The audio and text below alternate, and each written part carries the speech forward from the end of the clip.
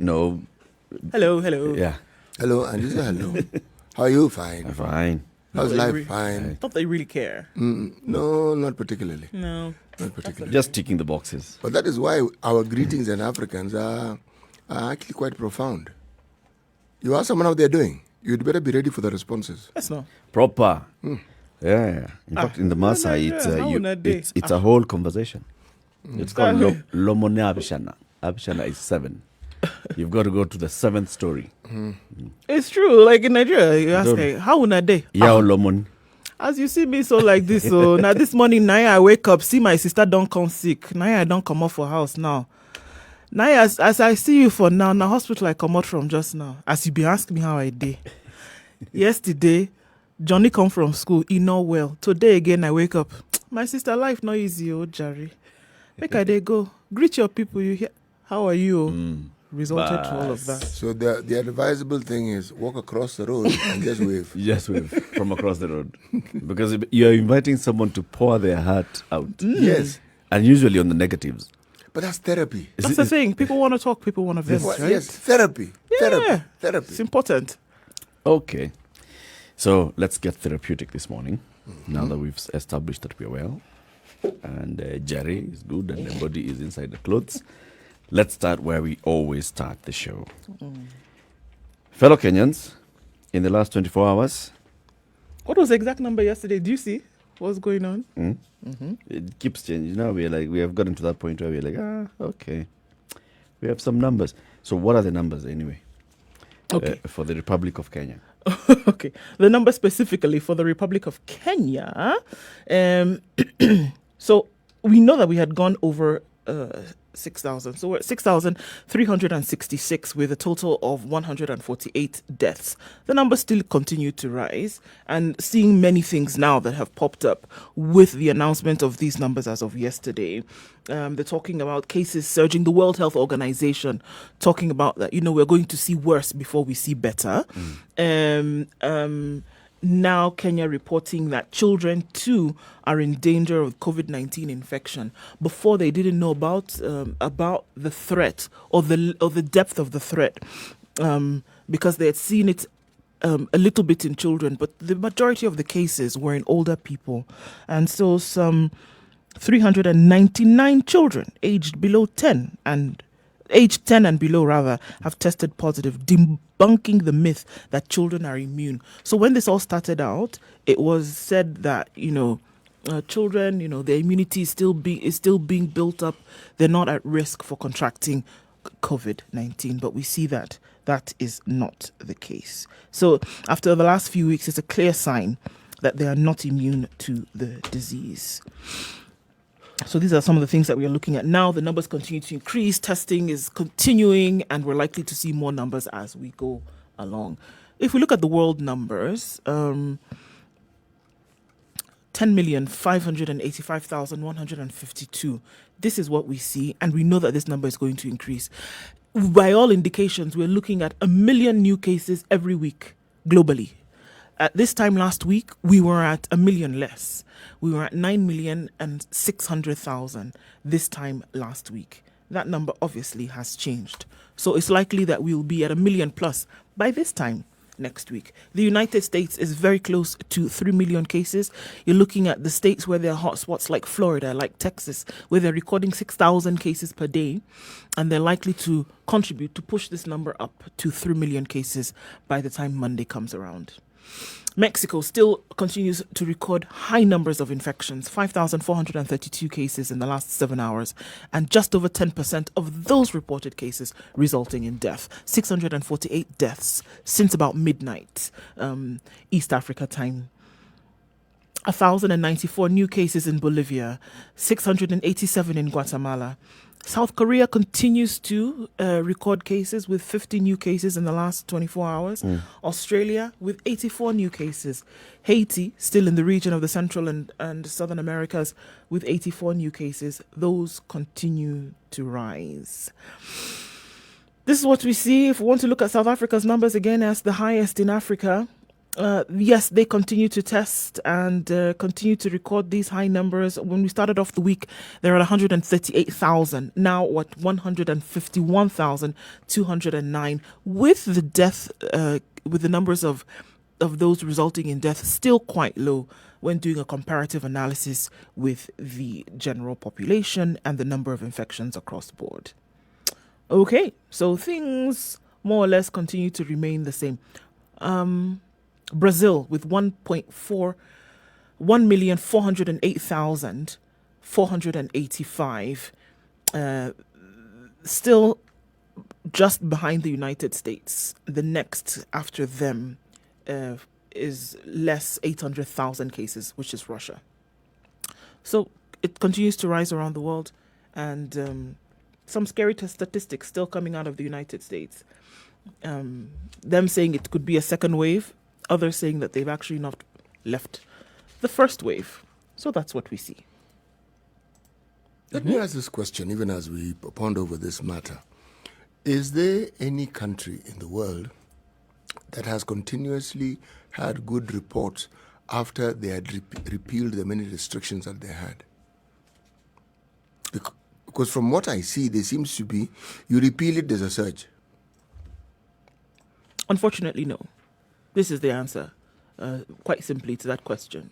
Is that every country, from Germany to France to India to New Zealand, who have said, all right, we can go back, have then had to pull back. Engage reverse gear. Yeah, engage reverse gear and say, well, then we're not ready to do this. Even Rwanda, who didn't even open up fully. They just said, okay, let's start thinking about open up. And then they saw infections in the border towns. And they said, all right, because of this, we're going to go back to full lockdown. Even them, they did this. And they had not yet opened the economy. So this is what we see around the world, that something just doesn't give when it comes to then being allowed to open up. Okay. And then now the WHO is saying the worst is yet to come. Yes. So mnataka tufanye nini? And why? How do they explain this? That the worst is yet to come? Mm-hmm. No, who knows? You know, one of the things about WHO, you know, they've had to retract some of the things that they said earlier. Okay. A lot of the information that I get the impression the WHO keeps bringing out have to do with the knowledge of epidemics, knowledge of such conditions and what happens. Yeah. Okay. And if you are to go by those patterns, then you could argue that yes, there are several phases to this thing. They start at a certain point. But why I ask if it is supported by research findings is because this is a new disease. It's been admitted that it is so. Now, because it is a new disease, the findings that we have right now, because it's new, are few. Yep. But as more research is conducted, we'll be able to have better information as to what we can expect from this particular disease. Remember, there were predictions that were made about this particular continent. Those ones, unfortunately, have not come to pass. Fortunately or unfortunately? Well, if you're talking about something coming to pass, it hasn't come to pass. So that is unfortunate in terms of things coming to pass. Fortunate for us. Yeah. Yes. Okay. But what I have found alarming is that no one wants to seriously, these bodies that look into these things, to seriously ask, how is it that this particular continent does not seem to be as affected as other parts of the world? They're not having that conversation openly. Maybe they're trying to have it, or maybe they know the answer. That possibility exists. But they're not just talking about it. Because yes, why is this not a serious conversation? No, it isn't. Why aren't we seeing WHO saying we are sending our researchers across this continent to Yes. study and see what's happening? You see, if you look at our death rates, if COVID was killing more people, let's argue it was killing, we would notice, because we'd say, but why are more people suddenly dying? Yep. Can we look into this and find out why more people are suddenly dying? For sure, you cannot hide death. I keep No, saying you this. can't. No, you Somebody dies, that is a story. They have relatives, they have friends, they have co-workers, they have people that know them. Somebody will ask, what happened to so-and-so? Right. And the story will emerge that so-and-so has gone missing, so-and-so has gone. We are no longer seeing these people. So it would be clear that there is a rise in terms of deaths. We are not at that point. See. No, and if So what's and yet we Yes. know that corona is actually in the country. we do know, and we accept it, and if indeed people were dying in large numbers, you cannot hide large numbers. You can't. No. You may not, you may stop it from appearing in the papers, but people will know that Yep. somehow there's something strange that is causing people. And there to would die have been here. an outlet to And discuss you know what this happens kind of thing in such regardless. cases? People flee. All right. When That you see particular area. when you see refugees moving from an area, it's because of conflict, because of death. If there's a disease, people are dying, and you're just seeing people falling off. They'll the move streets. away from that place. You move. The first thing that you want to do is move. So you see a lot of movement of people. We're not seeing any of all those things. Okay, there's a lot that needs to be explained anyway when it comes to this pandemic. Scientists are claiming that there's a new flu virus with pandemic potential that's been found in China, In China. Yeah. in pigs. It hasn't started mutating, but they're saying it has a potential to actually jump from pigs to humans and spread. Why pigs? Why not bats? Corona already got bats. This You know, one, the this thing one of the is- pigs is trying to say, "Kwani munafikiri?" What do you think? Huh? Why am I being left out? Yeah. Even me, I can. The thing is, there's a lot that simply, that needs to be asked, and there's a lot that needs to be answered. And there's a lot that we still don't know. I have difficulties with the definitive way in which sometimes we hear these pronouncements from WHO. Yes, because I read and I look and I see and I'm asking, okay, where is the research to support this? And I'm not seeing it.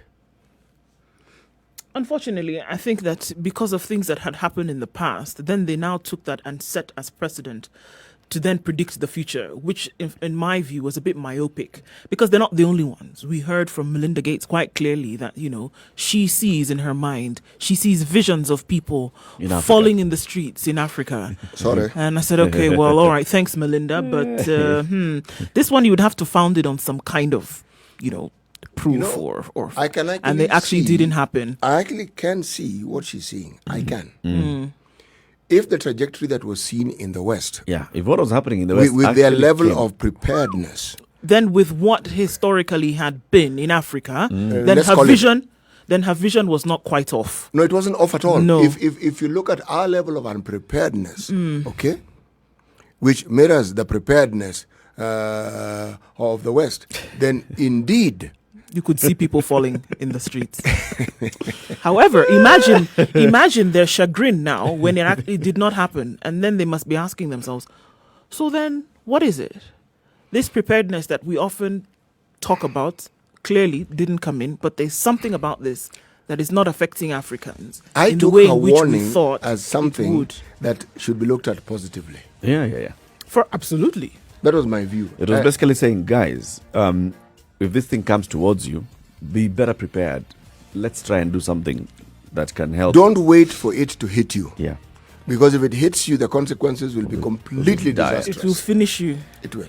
Let's take a break. 17 minutes after 6. This is the Situation Room. It's Kenya's biggest conversation. The conversation has started. We're shortly going to be looking at newspaper headlines and what big stories are there coming out this morning. First, the weather. Okay?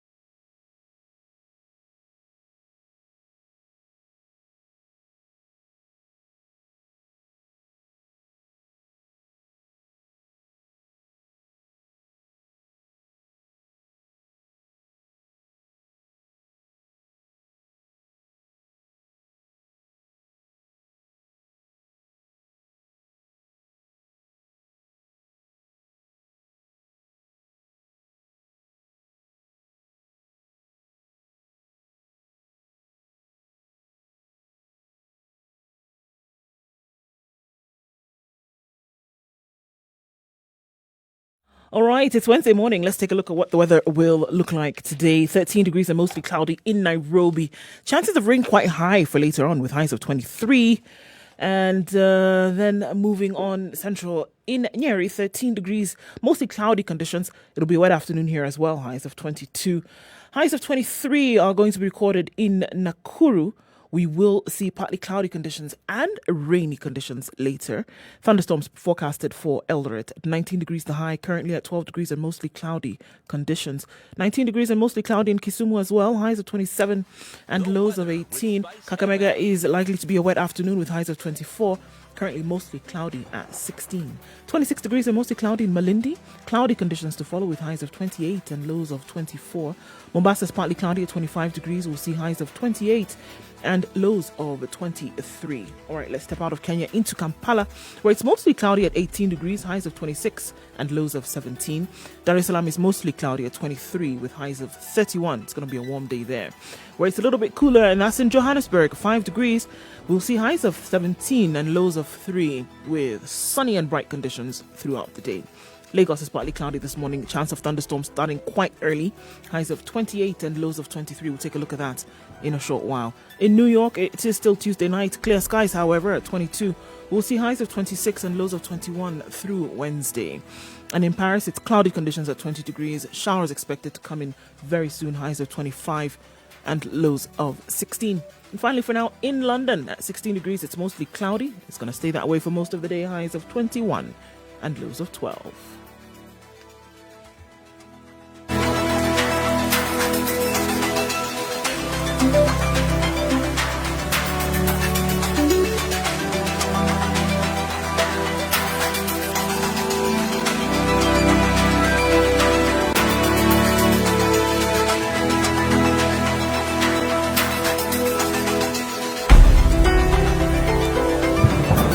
So before we hear today's program, City Muga, Ndu, somebody's asking, is he highs and lows? What do they mean?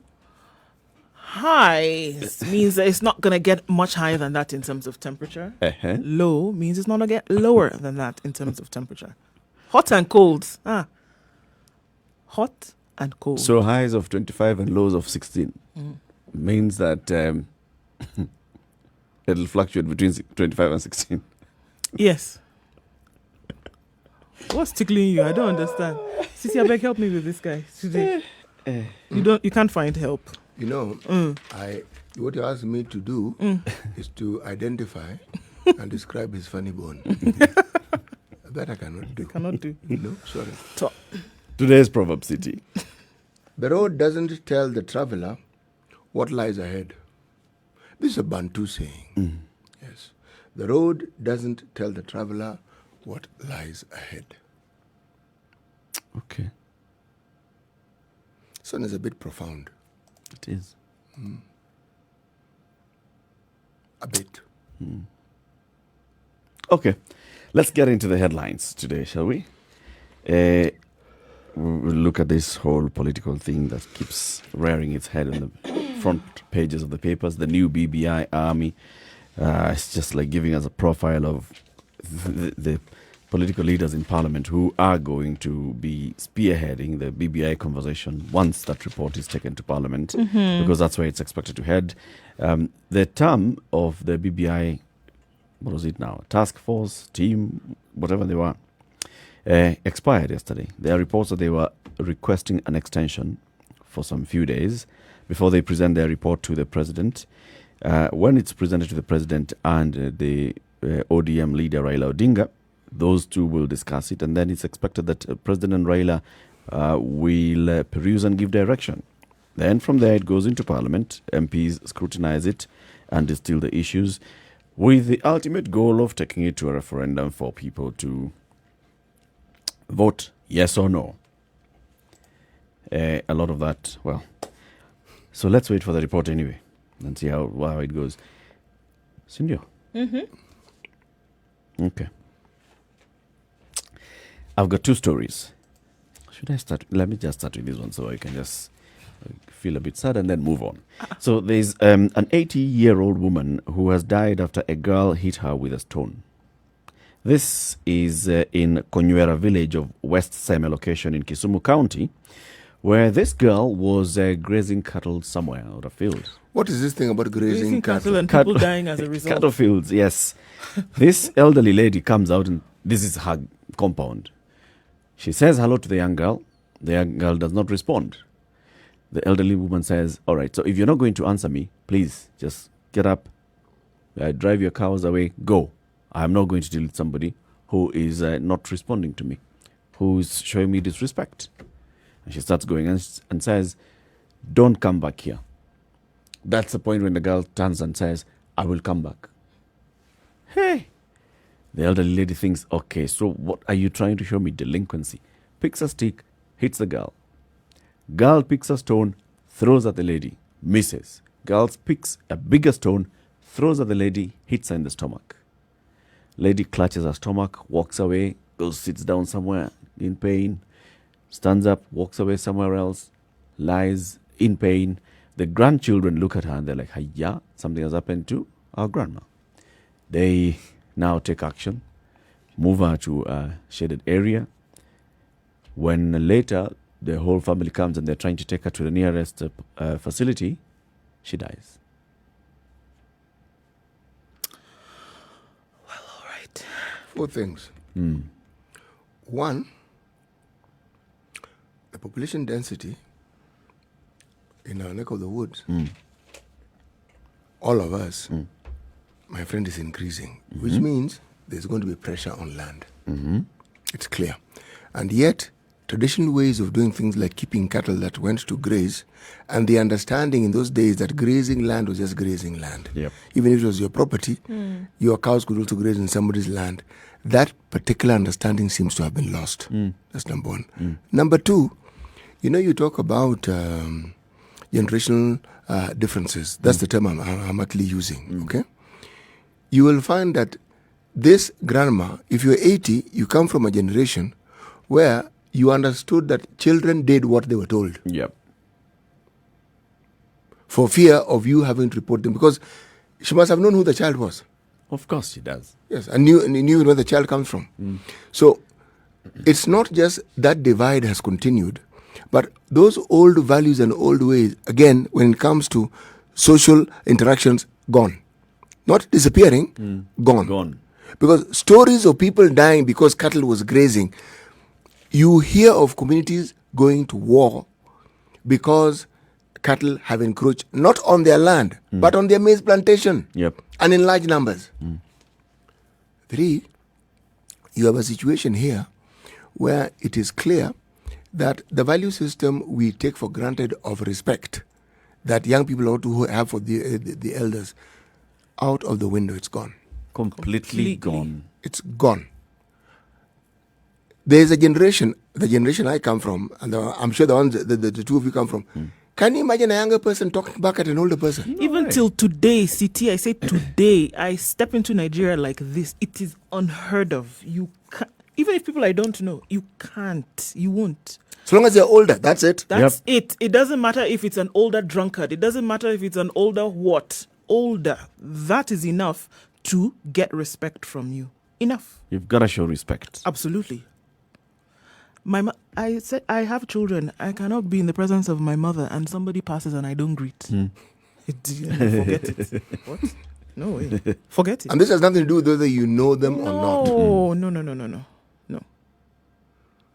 No. Lastly, there is something slightly amiss among our young people. Amiss in this sense. I don't think they understand, or whether they are taught, whether they are cognizant of the consequences of their actions. We heard of 2 boys chased a girl, 11-year-old, beat her. She died. Her body was found in a maize plantation 3 days later. Yeah.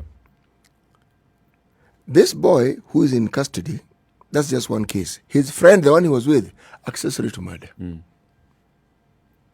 And it all began on something that you can look at, but it's something that happens normally. It's kids, just yes, kids exactly. arguing.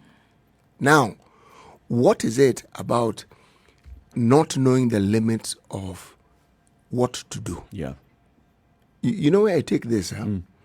In the olden days, when you wanted to marry a girl, you literally took your cousins and brothers and you snatched her and you ran with her. You ran away with her, literally. And her brothers and cousins would also know, and they would wait for you, and there would be a proper rungu fight. It is never recorded that anybody died. No one ever died. No one died. So injuries maybe, but no one died. So all I'm saying is, there are certain societal norms that we as Africans have taken for granted. Those things we take for granted don't exist. And we need to revisit this thing all over again. It is. It's one of those that, yes, it's pointing to something happening in our society. And if we don't start addressing such kind of things, then we are losing. We are missing the big picture. It's there in the BBI. I don't expect any of these parliamentarians will even give it a 5-minute glance. Probably not. In the BBI. We'll be looking at other things in the BBI. So anyway, let's take a break at 6:30. We need to look at the traffic, the highs and lows on the roads this morning. And then we'll continue this conversation. Good morning. It's a situation of Kenya's biggest conversation. In the room this morning is Eric Latif, Eziokobundu Oko, and Charles Muga.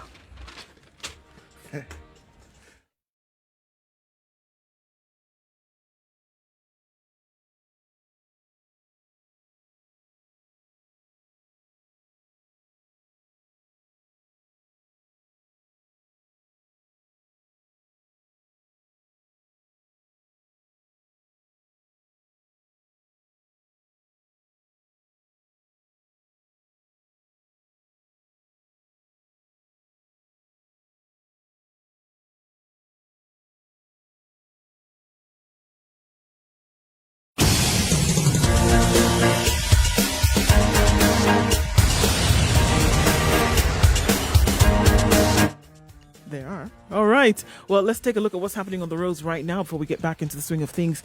And it looks like it's quite smooth wherever you want to look this morning. Unfortunately, Komarok Koch Bridge, it's jammed all the way to Outer Ring Kariobangi this morning. It is bumper to bumper. Everybody's trying to get out and at the same time. On Mombasa Road, it's not so bad just yet. It's been terrible for a couple of days, and I hope it doesn't follow in the same form today. We'll have to take a look at that in a short while and see how things might be a little bit different from yesterday, or if they're going to remain the same. If you haven't left, it might mean that you're going to get stuck right around that area today. But right now it's not looking so bad. Taking a look at other parts of the city as well, coming off of Ngong Road, the traffic has just started to build up. Same thing on Langata Road as well.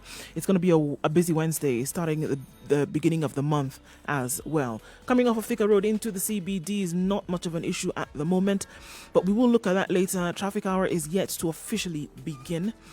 In other parts of the country also, we'll keep an eye on that and let you know what it all looks like. SpiceFM KE, that's how you can reach us on Twitter. Let us know what you see. We want to keep it moving this morning on Wednesday.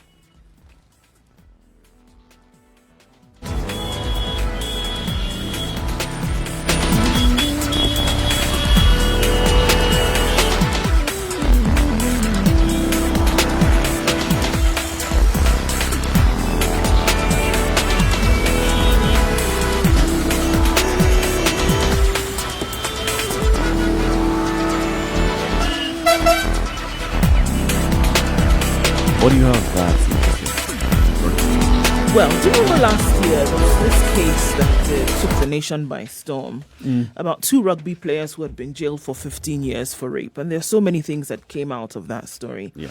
Well, it seems that now this might be taking a different turn, and a grave mistake by the prosecution not to swear a witness has given a lifeline to 2 rugby players jailed 15 years for rape. Justice Grace Ngenye quashed the conviction against Alex Olaba and Frank Wanyama and ordered for a retrial after finding that one of the witnesses who testified against them, leading to the sentence, was not sworn. Okay. Meaning? They were not sworn in when they came to give testimony. Again, meaning? They were not sworn in as a witness. Essentially, procedure It's a technicality. Procedure was not followed. So it's a technicality here, and a technicality upon which that entire case and all the findings has been thrown out. Okay. Mistrial. So it's a mistrial, and she's asked now for a retrial. All of this now must come through. Start from square zero. Ngenye said, I find that there is no record of one witness being sworn, and although the witness was cross-examined by the accused persons, the court finds that there was a mistrial. Under the Criminal Procedure Code, a witness appearing in any court case to testify must swear by the Bible or by any other religion they profess to and declare that the evidence they give is the whole truth. Justice Ngenya ruled that since that did not happen when the witness testified, it constituted a ground for mistrial and a violation of their right for a fair trial. Imagine. Can you imagine? A technicality It has as gone small as through that. the entire, and then you find that this witness was not. How? Okay.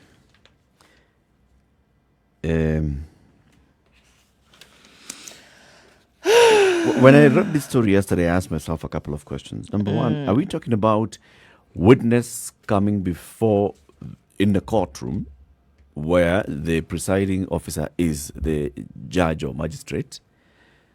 Witness stands there. Witness starts giving a testimony, and nobody has noticed that this Witness did was take not oath. sworn in, did not take oath. Somebody forgot. It was a busy day. There was a lot of testimony. There were very many people were testifying that day. What was it? What could have been the reason why this person did not take oath? Do you remember in New Zealand, they declared that they were COVID free? Yep. Yani, not kidogo, 100% free. Free. No new case for months. 2 individuals, 2 who had been in quarantine, left quarantine. Somebody Without being neglected, tested. yes, Without being tested on compassionate grounds, no less. because essentially good behavior. They're older. They've older, they've been here long enough, and this is an establishment where you are tested as you go in, you're tested when you're in there, you're tested when you're on your way out. How on earth did they not test these people? Hey. Compassionate grounds notwithstanding. Yeah. So, you're talking about human error. Is rife. Yes. Human error is rife. It isn't the same. And judge. it went. And they went to jail. They went to jail. Up to a point where they were found guilty, they were being sentenced, they went through mitigation. Even their lawyers had not at this point noticed. At some point it emerges, wait a minute. So how did it come to the attention of the judge? And this wasn't the same judge who found them guilty. Is it? No. This is one of those stories where you're like, okay, so First of all, get new lawyers.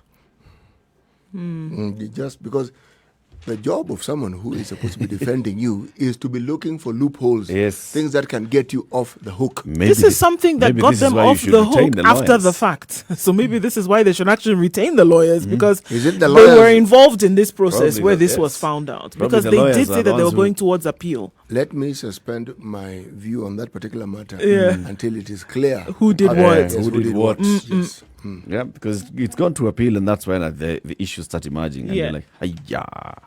They were appealing the judgment. They were appealing a number of things. They appealed the judgment, they appealed the sentence, and through all of this is what was then found that, and you can imagine an entire case like this, whereby the complainant and her family were also saying that even that 15-year sentence that was given was not enough.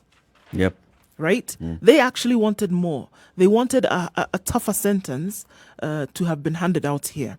So you can imagine that entire process being thrown out on a hair thread What I want to technicality. know is what are the limits for a crime of this nature? Because usually you're told you can be jailed, fined, this is the limit, this is the extent. Remember, in Sexual Offences Act, it has a mandatory minimum, 15. Of 15 years. Mandatory minimum. And this is why also the judges have been saying, all right, so give us leeway to also look at the case by case.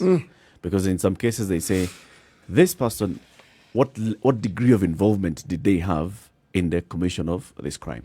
Actually, it's Justice Odunga who actually brought that matter Yep. up Yes. with regard to minors. Says, look, Bwana, we're bound by what we already have. Yeah. And yet, you can look at a case and you realize, This was actually This not... was not Not- this yes. was not coercion or force. it wasn't. Yeah. And yet the law as it currently stands doesn't give you that room to Yep. maneuver. Mandatory minimums. Yes. So, and I think this is another debate. We've had this debate before. We should revisit this debate of mandatory minimums, especially when you look at minors and the age group of minors as well.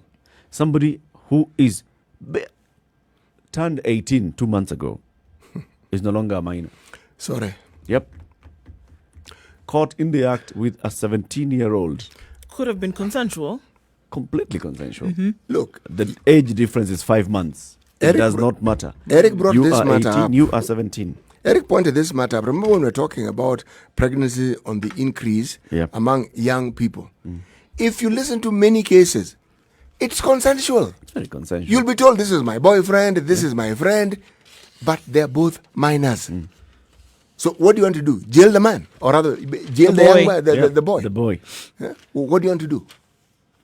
I think also it's about time we have that conversation as a community, as a society. No, we do. If We you do. look at, you hear very many cases. If you open up the phone lines now and tell people, just give us your story of what you know, what you've heard from either your own children or your close relatives and their children. You'll hear of a girl who took off and went to a boy's house and stayed there over the weekend and came back. Yes. Find out that that boy is 19 and the girl is 16. Yes. Right? Those are both children, but one legally is an adult. Somebody who's in, if you look back at even when I was in high school, Yes. from 3, from 4, you're trying to talk to girls from 3, from 4. Yes, some of them will talk to you, but also you know that your competition is college boys.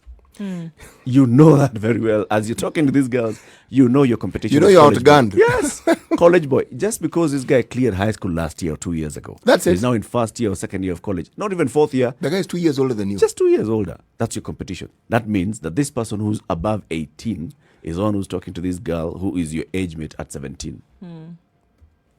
Right? The ones who are in college, that's the same thing that happens. You get into college as a fresher. Who is talking to you? The fourth years. Right. Which means that the first years and second years have absolutely No zero chance. chance of talking to the first years. Who are they going to talk to? They'll talk to the high school kids.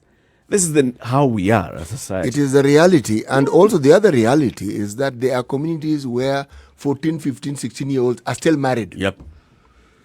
And it is considered normal. Yep. But to the full consent of the parents Oh, full. In fact, and the community. that is the age where they are most eligible for marriage. Yeah. Eh. It's a big discussion, a big conversation that ought to keep taking place. So as we talk about coronavirus and all, you remember June 10th is when we expect the president to come and tell us, fellow Kenyans, the brain trust and all those things, and having had meetings with the Council of Governors, we've July agreed, 10th. we looked, July 10th. I said June 10th. Yes. All right, July 10th. Counties will convert a portion of their 300 isolation beds for critical care and allaying fears of a possible shortage of ICU as the country nears the peak of COVID-19 pandemic with 6,300 cases so far. The decision on how many beds will be specifically set aside for ICU will be a reserve of the counties. So basically, you see counties from what the irreducible minimums that were discussed on June 9th at State House, the reducible minimums that were given by the Brain Trust of X number of beds per county, preparedness, level of preparedness. Reality is counties have not met that. So now they're trying to work around on, okay, so shall we move some of our beds from our hospitals and say that these beds shall be set aside for COVID? The issue of moving beds and setting aside a facility or part of the facility, Yeah. you see, I don't see where the complication is because you already have the facility.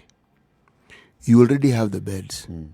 All you need to do is isolate this particular portion of your hospital and say, when HIV had taken its toll, they created specific wards. If, let's say, for instance, there were a total of 10 wards within that, they'd call another one Ward 11, if there are 10. Yeah. You are not told what Ward 11 was for, but someone who's friendly will tell you, Appa, this one is for people who are HIV positive. Then you go, oh. If we're able to do that, we're able to do that for COVID right now. But the malaise that I think continues to encumber our lives is this thing called waiting to be given. Yes. We are so used to everything being funded by donors. Yes. They're waiting. Donors have more problems than we do with regards to COVID. Yeah. If you've been assisted, thank God on your knees. But they need all the resources they have for their own people right now. Right now, Yes. true. You're waiting for beds, you're waiting for money, we're waiting for everything. This thing of getting ready, they're delaying it. If you look at hospitals like Aga Khan, man, they set aside a long time ago. Within the first 4 weeks. Yes. They Went set to aside. the Aga Khan Sports Club, they said the pavilion, they said, all right, so we're going to use this. And they said 100-bed capacity. End like of that. story. Done. Nairobi Hospital has already started off with their Yes, they have. two hospital in one. Mombasa could be the model that people need Yep. to Mombasa to County. emulate. Mombasa County, yes. So those who have intentions and those who have purposed to do this have done it. And they're looking for ways. Some are still waiting for PPEs. Yeah. Some are fighting as county governors closing hospitals. We'll talk about that. The issue of Machakos, the governor of Machakos County declaring an entire hospital shut down and closed because of COVID-19 cases happening in the hospital. Now, the council, the Medical and Practitioners Council, has said, no, reopen the hospital. Open it, yeah. Open. It's not the first time we've seen this kind of battle back and forth between the governor and this particular Shalom hospital. Something is amiss. 14 minutes to 7, it's a Situation Room. It's Kenya's biggest conversation, and this conversation continues.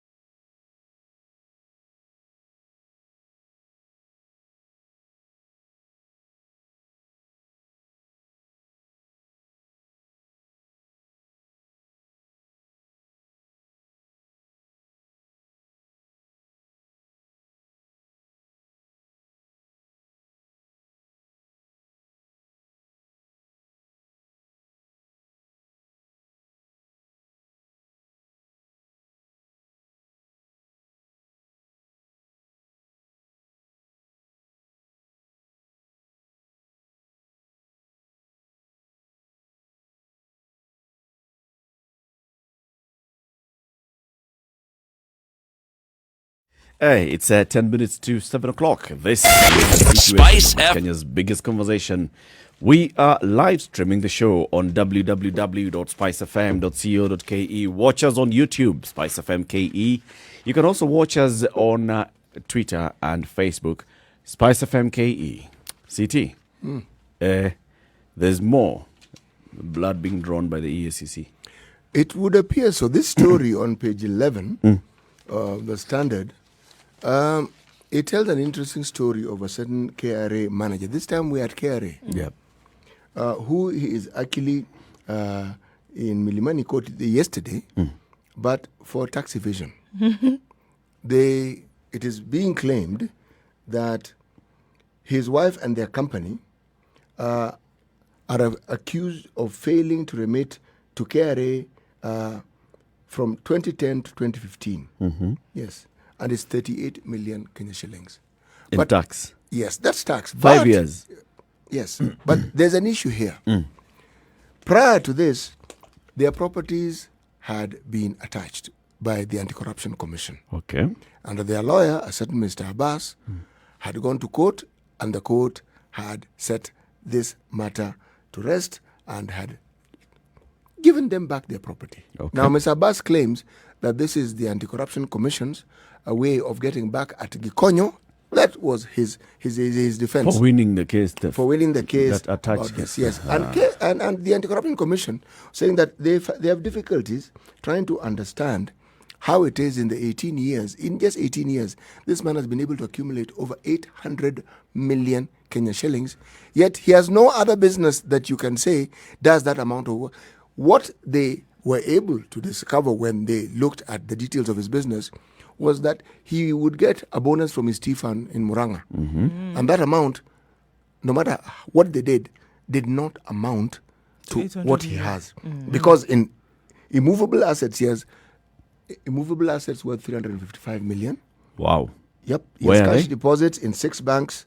They are in Nairobi, Mombasa, Kilifi, and Kwale. Beach plot, my friend. Yes. Then he has cash deposits in 6 bank accounts totaling 399 million. That's 400 million. Then he has 4 plots in Nyali and Shanzu in Mombasa, valued at 151 million.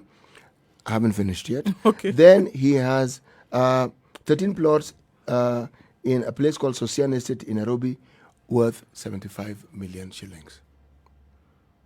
No kugeria money. No kugeria. You know, you meet someone like this, tunajaribu tu. No kugeria money. Jameni. Hey, people are 13 plots. That's what I was going to say. I stuck They on are that one. being- In one most, area, most 13. Kenyans, he owns 2 plots. He has reached. He has tried. It goes to Kamaki's bypass. 13, my friend. And that's the least Yes. that he has. Yep. Least. 4 plots in Nyali and Shanzu. Cash in bank, 400 M. 355 assets in Nairobi, Mombasa, Kilifi, and Kwale. Hey, my Then friend. KRA wants to come and shout at you tomorrow. Meanwhile, Yeah, there are asking people you who all are these things. The irony is not lost on me. There is a KRA know, manager. This who KRA failed manager is being accused of failing to pay tax. to pay tax. And his lawyer is claiming this is the way the Anti-Corruption Commission is now trying to get back at him. And I'm thinking, that is your defense for your client. Okay. You missed the huge elephant in the room. They completely missed in this argument. They missed the huge elephant in the room. Is there a way to get back? Did he take it or not? You Is know, this 800 million there or this not? gentleman can't be the only person that the Ethics and Anti-Corruption Commission are investigating. I doubt very much if he is the only one. Remember, there was a time when an entire swath of individuals were actually arrested at KRA. There were so many, it was mind-boggling. Yep. Of various offenses. Yes. Now, the one institution that is charged with the duty of collecting taxes for the country, you work there, you're a manager, and then you're charged with not paying taxes. Yeah, The irony is not lost on me. it's not. But what I find particularly disturbing, when I look at the case we're looking at yesterday of the gentleman who again worked for the treasury, okay, and had a serious case, given his position, what he seemed to have accumulated. Yep. There's a moral side to this that no one seems to see. Because when you're found guilty of some of these things, what happens is that it's not you alone. It involves your wife, your children, your relatives. you've changed their lives completely. Yeah. You suddenly will find that they can't probably go to the same church they went to. There are many things that they did before they now absolutely cannot. There's circles they will not be able to find themselves in anymore, regardless. Remember, we're talking about stigma. Yeah. Now, this is it. So, you mean the question is, you mean to tell me this guy, all this thing, this person had actually, these were ill-gotten goods. Now, So look at it. Then the schools that you sent your children to Yes. all this time, the things then that you're able to purchase all this time that earned you a certain status in society, the places that you're able to frequent, the things that you're able to buy, the holidays that you're able to take, this, that, the other thing, all of them on ill-gotten wealth. So now suddenly the eye of society turns on you in a different way. Your children, like you said, your wife or wives that then you were able to amass over time, everybody starts to look at those people differently. That's why in this dark side of the world, it's advisable that when you start accumulating this kind of ill-gotten wealth, straight get into politics. Secure yourself a political Laundering. position. Once you get the political position, then now the story changes. for the time that you are in that position, The story changes. when you leave that position, Make sure you don't leave. Now the You're big- taken to court. You have everybody else fighting on your side, right? You know, all these stories of, this is a political battle. I mean, what kind of stories are these? This is because of Tanga Tanga Kieleweke. Everything else will be heaped onto that case. And in fact, you may even get away from that and go and vie for a higher position and win it. And you may get impeached and you'll still survive. In fact, you look at yourself being a deputy prime minister. Get yourself into a political position if you start getting this kind of games running. Eric, the only interesting twist in what you're saying, and which is also true, yes, that is the way to go, but your money will have gone. Our politics really knows how to chew finances. True. We have had really genuinely wealthy people who got into politics. Not this wealth of 1.5 houses. No. We are talking about a lot of it. You get into elective politics in this country, more so in central Kenya, haki, that money of yours will go. It goes. All of it. You see, if you're a thug, you get into politics, you continue stealing.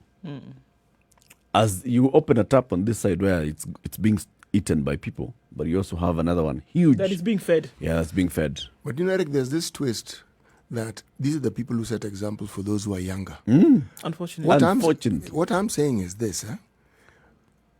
All that happens if you have a system that agrees with you and promotes it. The day it changes, you will get jailed.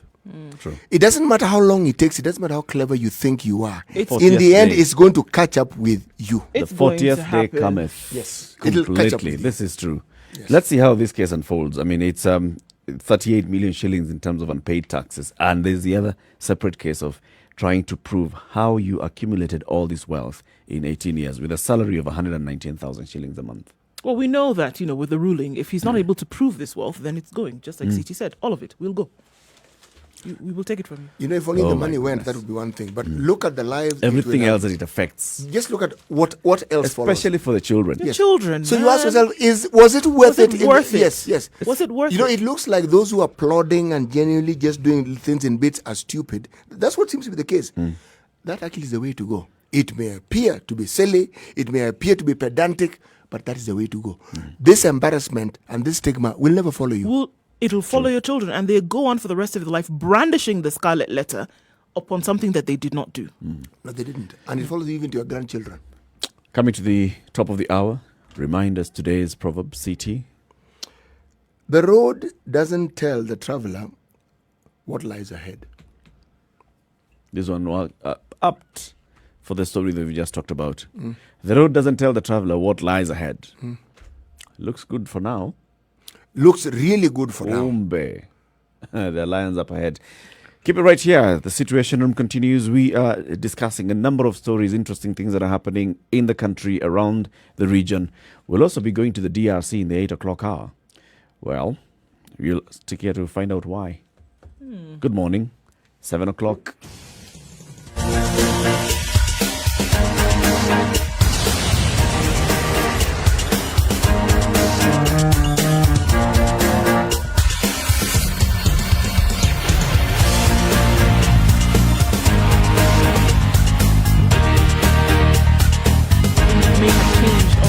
this morning. Still foggy in some parts of Nairobi, and it's quite low on Mombasa Road specifically. So you want to be very careful.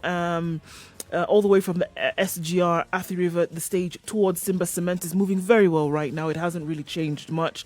We're entering into traffic hour officially, and so we'll see that there will be a heightening of traffic right around the SGR till the JKA turn off, and then further down towards General Motors.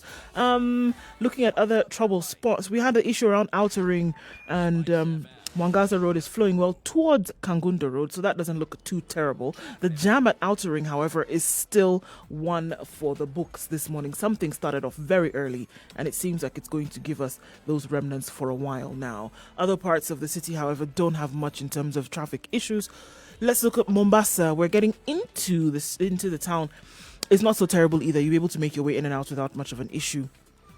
Take a look at Kisumu later, but for now it looks pretty good, guys, for a Wednesday morning, that is, and the beginning of the month. SpiceFM KE, not to forget. That's how you can get in touch with us. Tell us what you see in case something is happening in your neck of the woods that we need to let other people know about.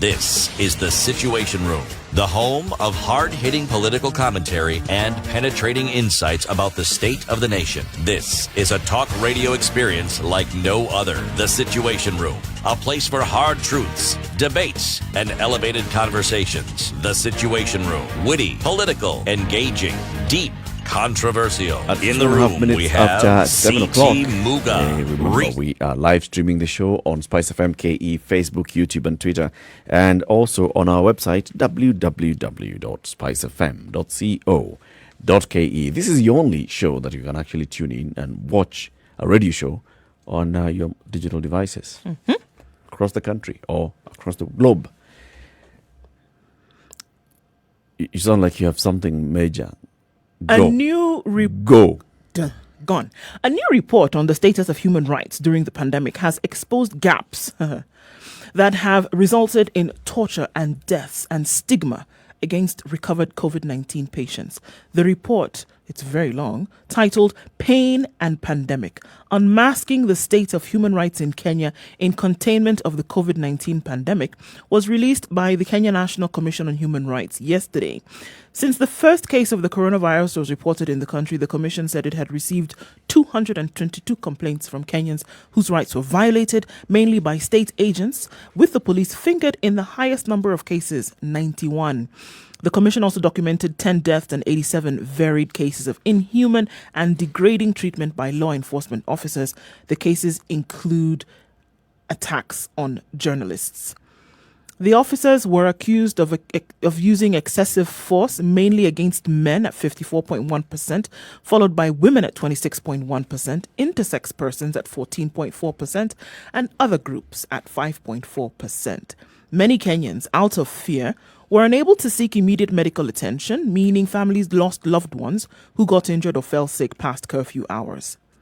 So this report has come out to say that there are gross violations and violation of rights in enforcement of virus rules. So it's not only looking at people who have tested positive going into quarantine or isolation getting affected, but it's everybody. Yeah, across the board. And Okay. even those who have gone in and have recovered and have left hospital, they talk about stigma also. Okay, so there's the stigmatization now in that case.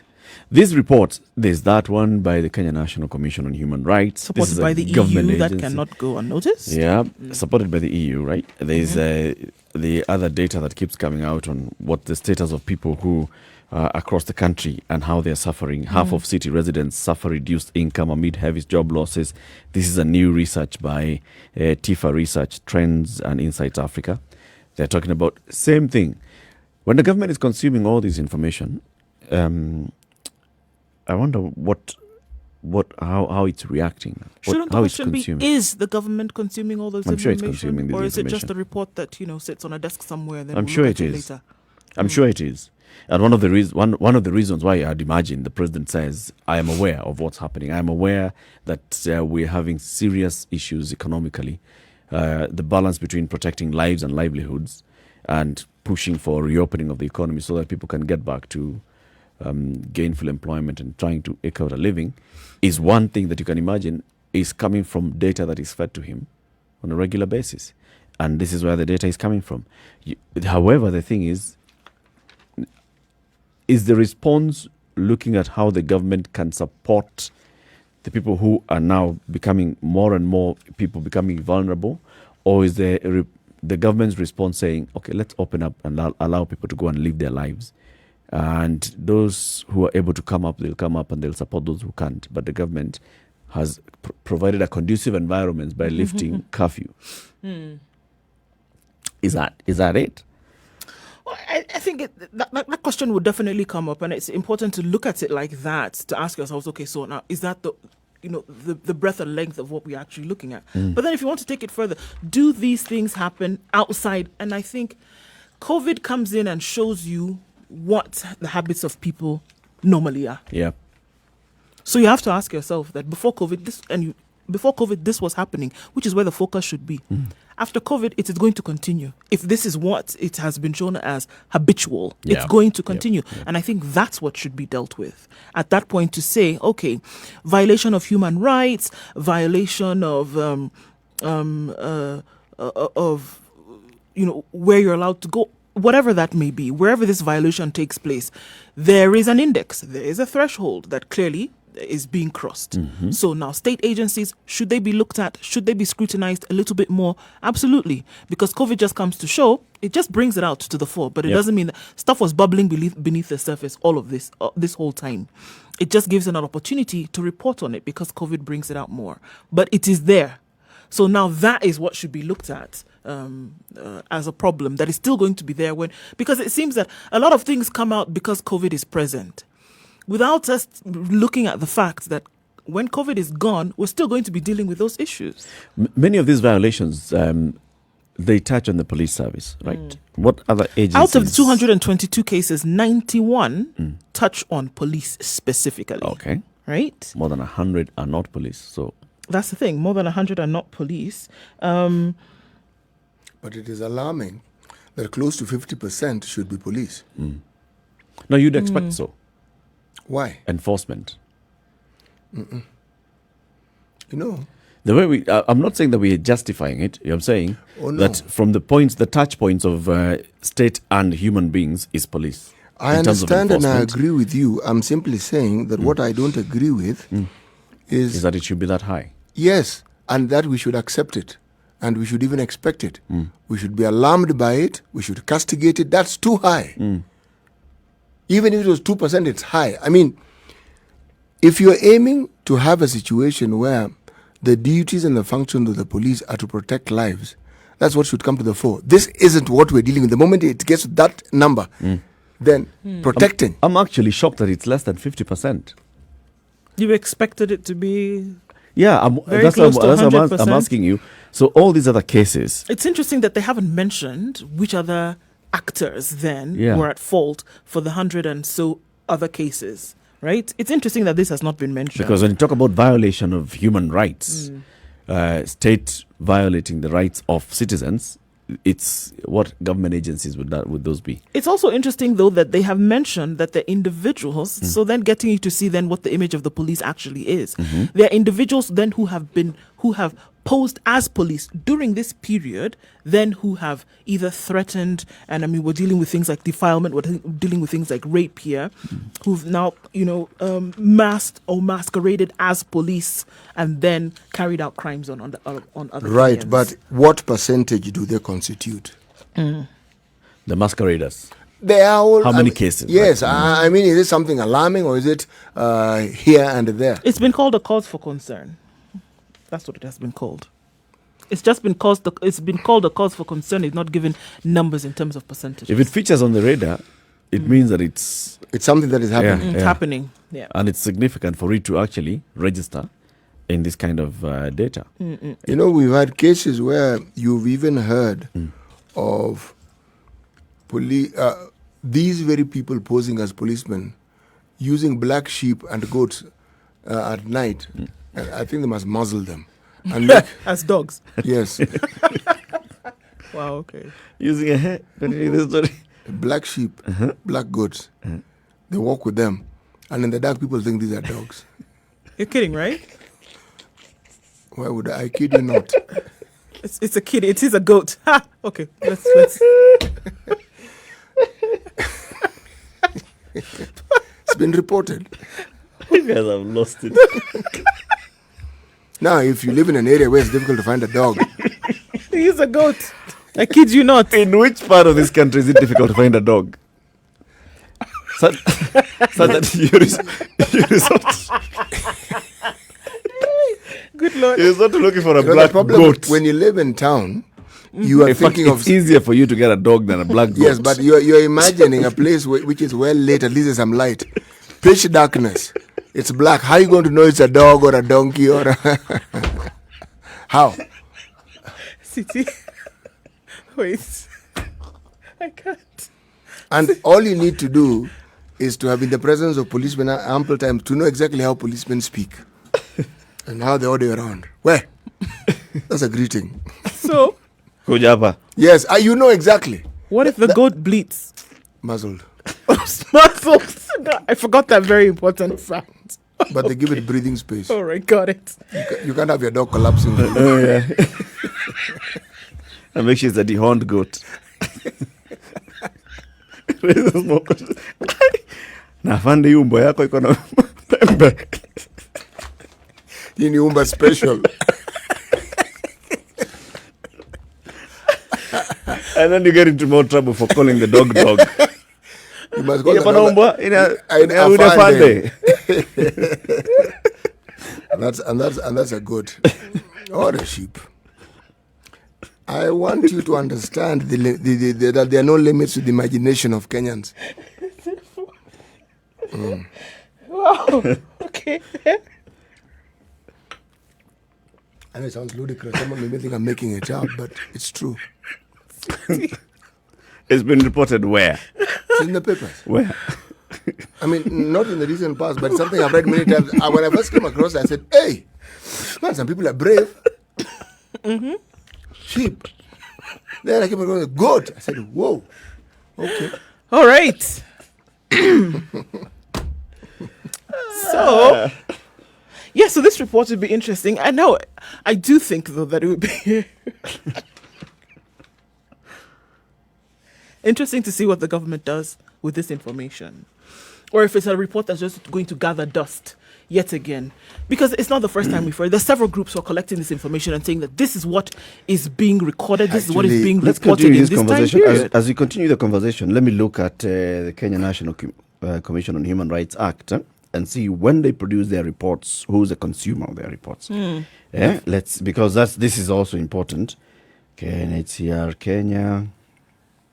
And I want you to bear in mind that the consumption and the usage of such data, it's not as though all information is shelved. No. It's to what use it can be put to at a certain point in time for the benefits of those in power. Yes. If it's something that is clearly beneficial, not only... They will shout about it. Yeah, that's it, you've got it. They'll shout about it until they're going to implement this wonderful thing, blah, blah, blah. If it doesn't look like it's going to help, they keep quiet about it and said they are going to form a committee that is going to look into it. And then when the committee then will actually give their findings, and then they'll look for another body that will be set to finding ways of implementing this thing. And when you hear that, you know very well that that thing is not going to go very far because it doesn't serve any purpose that those in power consider useful to them at that point in time.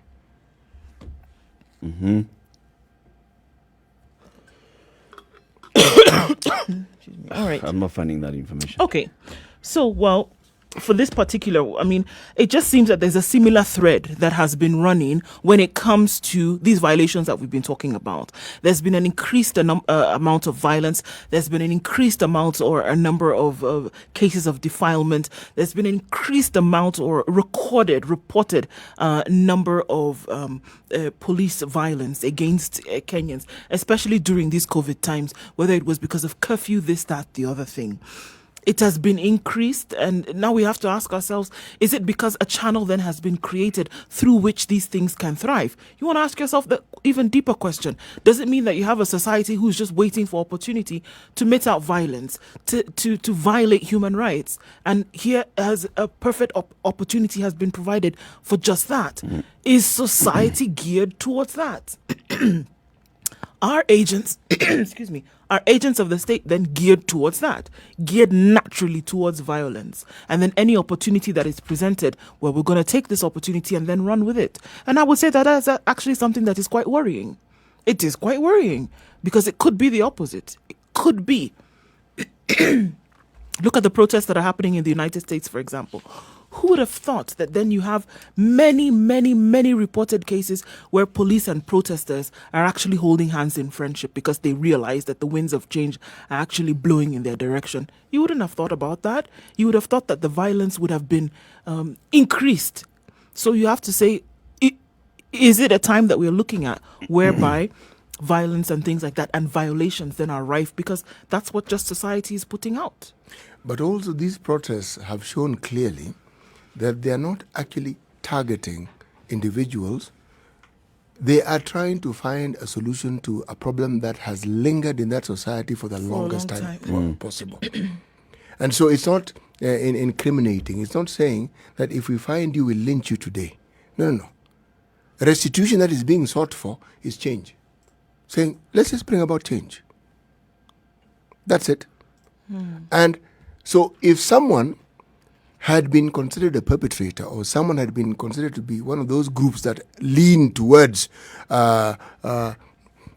marginalizing blacks, whatever it is that drives them, whether it is fear, whether it is ignorance, they suddenly realize, but these fellows aren't behaving the way I am. They seem to be a little more open-minded and they're willing to embrace me. It provides for an opportunity for you to shed whatever it is that was driving in that direction and to embrace change. When the change promises to work against you or to harm you, then you'll resist it. Yeah, you resist it. You push back. But this change that is being advocated for, if you look at, I mean, blacks comprise 15% of those who are in the States? Yes. So what you're saying is this: they are a minority. They are a genuine minority. So because they're a minority, when this institutionalized injustice is being spoken of, the more it's spoken of, the more people realize it exists. You know, there are people who actually would be completely ignorant of this reality. Not that they're pretending. They don't even know. They have no clue. They can't reconcile with what's going on, actually. In fact, you tell them, they're wondering, what are you talking about? What do you mean? Here in this country, land of the free. How? No. And yet it's true.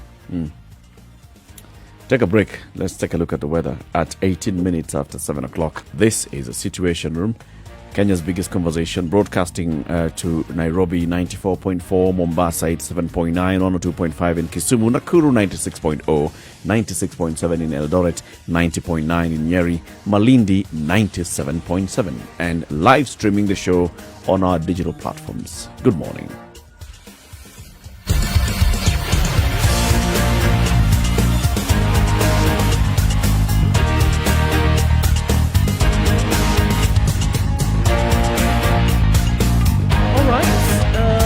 Going to be a rainy afternoon. That's what the forecast says, at least in Nairobi. We see a high temperature today of 23 and lows of 12. Taking a look then into Nyeri, where it's touted to be a cold afternoon as well. Highs of 22 with showers expected later on. Nakuru also will experience rain showers in the afternoon with highs of 23. And in Eldoret, we're likely to see clear skies this morning, but thunderstorms predicted for the afternoon with highs of 19 and lows of 12. Kisumu is likely to be partly cloudy through the day with highs of 27. Kakamega with highs of 24 will have showers in the afternoon, whereas right now it's mostly cloudy at 16 degrees. 28 degrees is what the high high will be recorded in Malindi, with cloudy conditions through the day, currently at 26 degrees. It's light rain showers in Mombasa already at 24 degrees. The rain is likely to continue through most of the day, recorded highs of 28. And in Kampala, 18 degrees and mostly cloudy. We'll see highs of 26 today, where in Dar es Salaam, 31 degrees will be the high and mostly cloudy conditions. Johannesburg will see a low of 4 today, currently at 5 degrees. It's going to be clear skies all through, highs of 17. And finally, for now in Lagos at 25 degrees, it's partly cloudy. Thunderstorms are predicted actually to start quite soon, highs of 28 and lows of 23.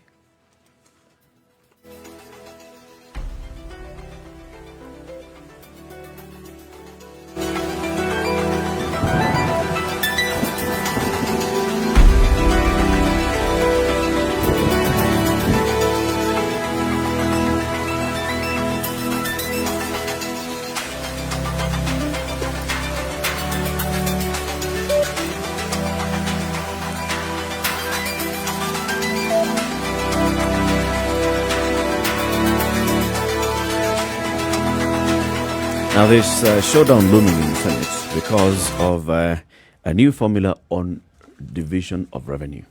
Okay. Now, you know, the Commission on Revenue Allocation is one that comes up with a formula and says, using this formula, knowing how much money is coming to the counties, this is the formula that shall be used to actually divide the money that goes into each county. Now, they have a new formula that has been proposed. And in that formula, some 18 counties from marginalized areas are likely to lose close to 18 billion shillings cumulatively in a compromise formula for the sharing of the revenues. The new formula for sharing revenue has given proportionate consideration to a county's health status and its ability to raise revenue, unlike the current proposal that gave significance to a county's population. So you're not just looking at population now, you're also looking at what's your ability to raise the money that you want to be given? The CRA under the second formula had proposed to use 6 parameters, with population allocated the lion's share at 45%, basic shareable revenue at 26%, 18% on poverty index, and 8% based on geographical size of a county. 1% would be allocated based on the level of development in each county.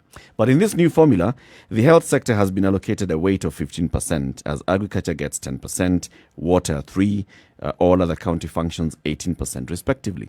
The formula sharply divided senators, with those from counties with high population throwing their weight behind it, while those from the marginalized counties, as expected, would pull their weight from it, if it's the other way around. So let's look at the gainers. Gainers include Nandi County. It's going to get 1.3 billion shillings of the shareable revenue should the formula be adopted. Okay. Uasin Gishu and Nakuru increase by 1.1 billion shillings each. Big gains. Big losses here. Wajir County is going to lose 2 billion shillings based on analysis, and 314 billion of shareable revenue. Analysis of the 314 billion shillings shareable revenue. Kiambu, Kakamega gaining, Trans Nzoia gaining, Bungoma, Kirinyaga, Bomet, Pokot, Baringo, Siaya, Migori, Kericho, Busia, Machakos, Laikipia, Embu. Those that are losing: Vihiga, Tharaka Nithi, Taita Taveta, Samburu, Makueni, Kitui, Turkana, Kilifi, Narok, Kwale, Mombasa, Tana River, Garissa, Marsabit. What was wrong with the old formula? It's what it was looking at. So they have mandated basically to keep reviewing the formula and look at what parameters are we going to use. Because like you keep saying, if you are receiving money for because of being marginalized for the last 7 years, I mean, that should be reducing because you're now bringing you at par. Yes. If we are talking about the size of population and all, what weight are we giving each of these parameters? Those parameters keep changing. Remember now, these densely populated counties have been complaining. Yes, in terms of geographical size, we are small. But that small geographical size also has costs that go with it. Actually, if you look at the old formula, you're right. Counties like Kiambu were actually losing. Yep. Yes.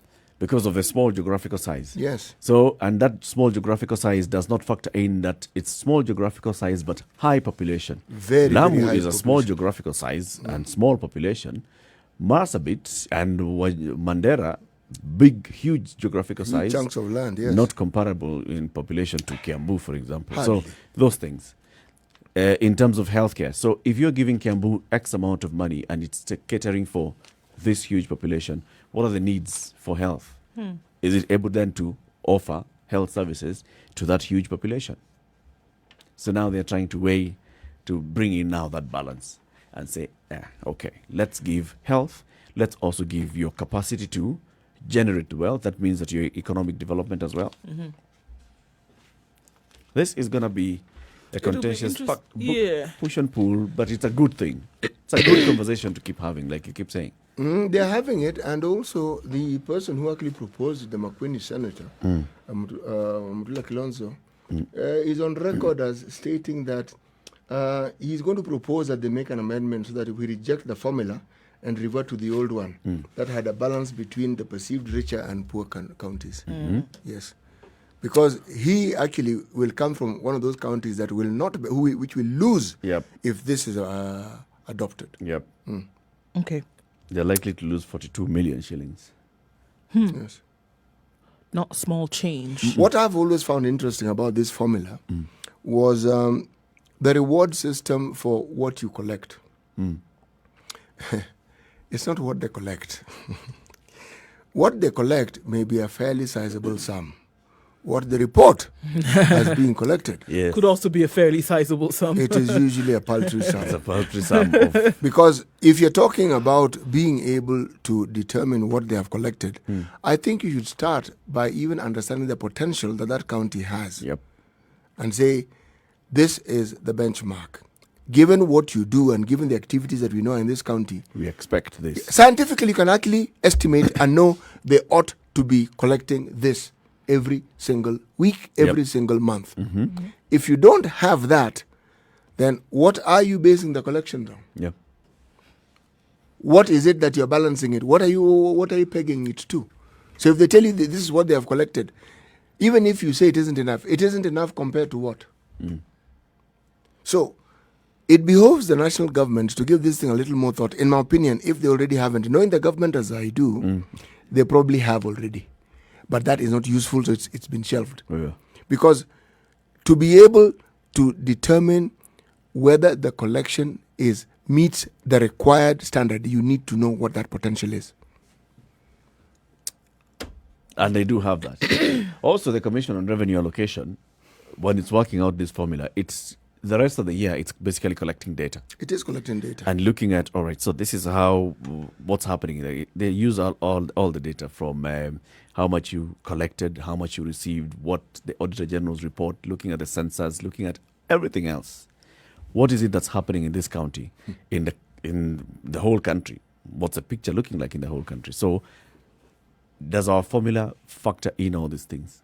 Heard those arguments of Kiambu people saying, why is Lamu getting so much and why is Kiambu getting so little? Again, what is Lamu doing with all the money it's getting? That one,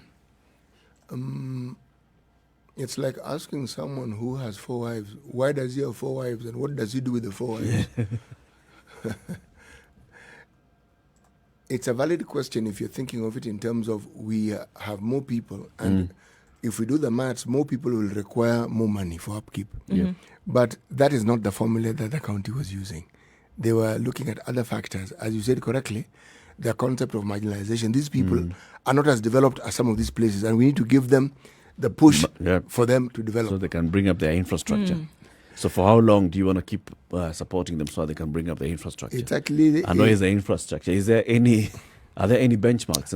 And even on a yearly basis, do you see the money that you're giving, because the money is given on a yearly basis. Do you see it actually Are you seeing the improvement in infrastructure? Are you seeing the effects of this application of these funds across counties? Are you seeing developments of infrastructure? Are you seeing things happening, roads being built, being maintained, being redone, kind of thing? I was talking to some 2 individuals who were commissioners in the Commission for Revenue Allocation, and they told me some fairly interesting stories. They were saying that they had, I'm giving this as an example, they had gone to Wajir. And one of the things that they found, the previous governor had built an assembly hall some 40 kilometers away from the town itself. Nobody went there. Nobody. He was building a new town, basically. Nobody went there.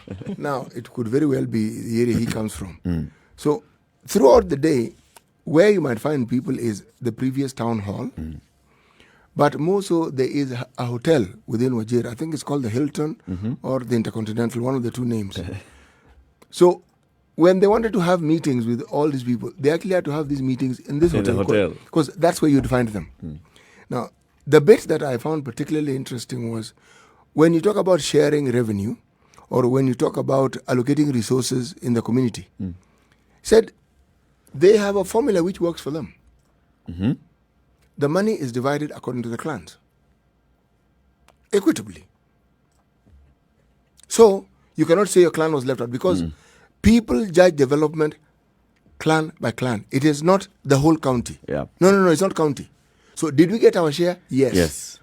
Have you done what you're supposed to do? Then they'll tell you, Nani, it's our part It's our of money. So it's our part of the whatever. And then of interest, he said that very many people who are considered leaders in some of those places actually commute on a daily basis. From where to? From Nairobi to... Wajir. To Wajir. Yes. Oh, we have flight, by the way. Wilson in case Wilson to Wajir if you are... every morning and evening. And back. If you look at the flights that emanate from Wilson Airport and that go to the Wajir specifically, you'll be surprised.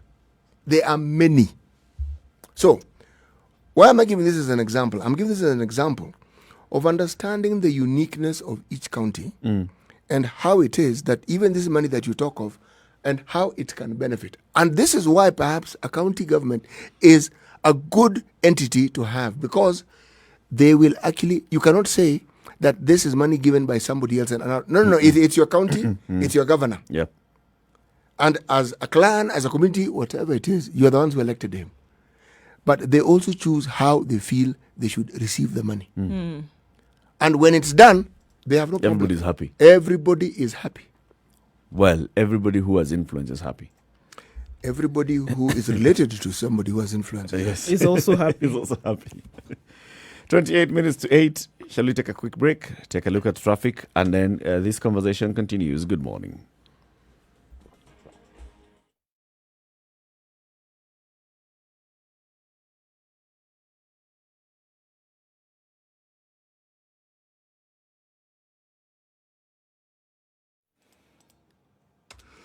All right. It looks like not much to report today, except from the normal things that we'll see. We will see that traffic on Mombasa Road today, and it's going to take us a while to get off of that. It's very slow on Wayaki Way. It starts at the Uthiru Junction towards Nairobi, and that is going very slowly this morning, then trying to get into Westlands. Not to forget that the Red Hill bypass can be used as well. It's going to take you longer, but it'll get you there, and you don't have to sit through the pains of traffic. All right, coming off of Langata Road also, you might experience a little bit of traffic here and there. You should be fine though getting into the CBD as you go through it. All right, and in the CBD, right around Kenyatta Avenue, Wabera Street, there seems to be some hold up because there was a slight accident. So if it's affecting traffic in other feeder roads, unfortunately. All right, but apart from that, there's nothing major. Traffic seems to be flowing smoothly in different parts. If it does get a little bit wonky in your neck of the woods, do let us know. SpiceFM KE, that's how you can reach us on Twitter.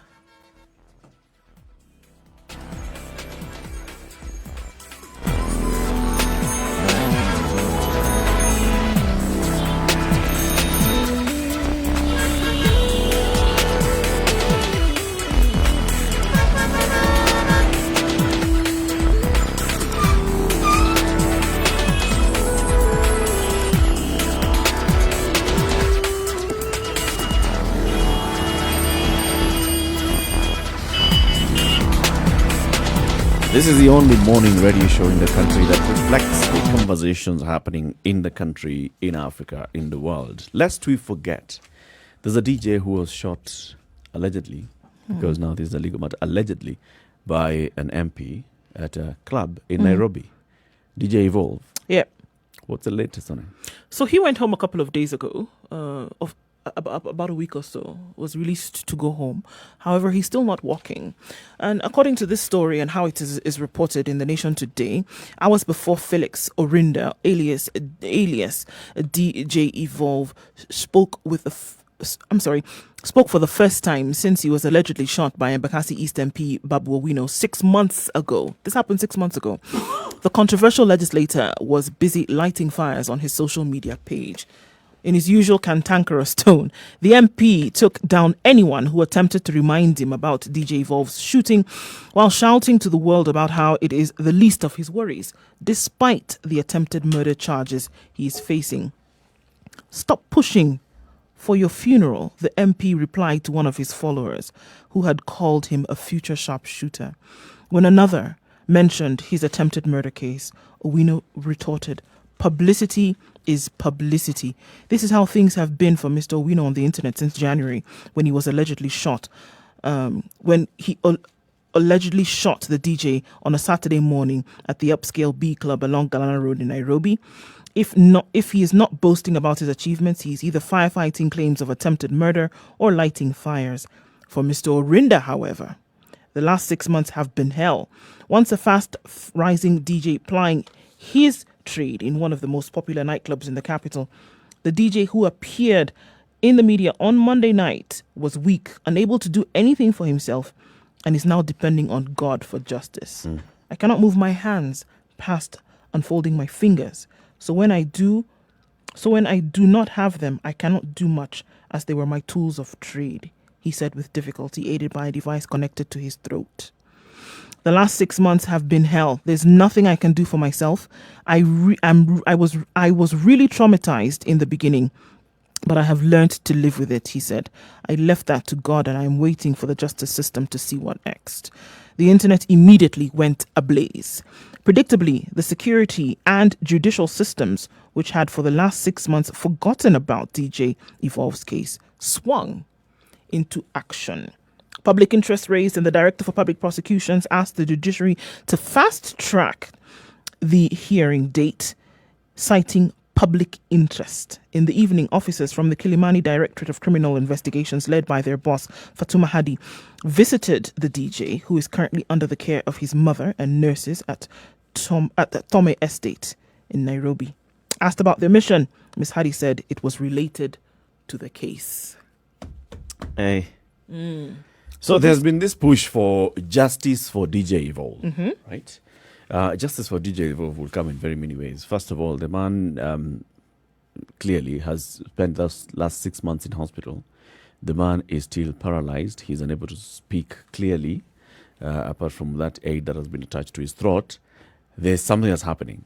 And then the Republic is looking at one man and pinning it all on this one man, Babu Owino.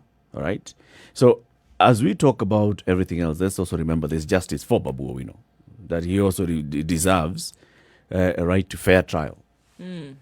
But then, in the court of public opinion, Babu Owino is guilty. In the court of public opinion. In the proper judicial system, the process has not even begun, because the ODPP is saying, look, this case has not even been able to commence because the investigating officer has not taken a statement as required from the victim, DJ Evolve. He was in hospital. Investigating officer could not speak to him. Since then, he has come out of hospital. The man cannot write. So the investigating officer cannot tell him, all right, so sign here. This is your statement. He could not even be able to talk. So basically, the case, that's what the ODPP is saying. This case has not been able to move because already we are waiting for him. They kindly look for another excuse. This one doesn't work? This one, not even remotely. In this day and age of technology, he doesn't need to be able to physically write for a statement to be written. No, he doesn't. If he can speak, believe me, it's more than enough. That's it. So this is what the ODPP was tweeting yesterday, okay?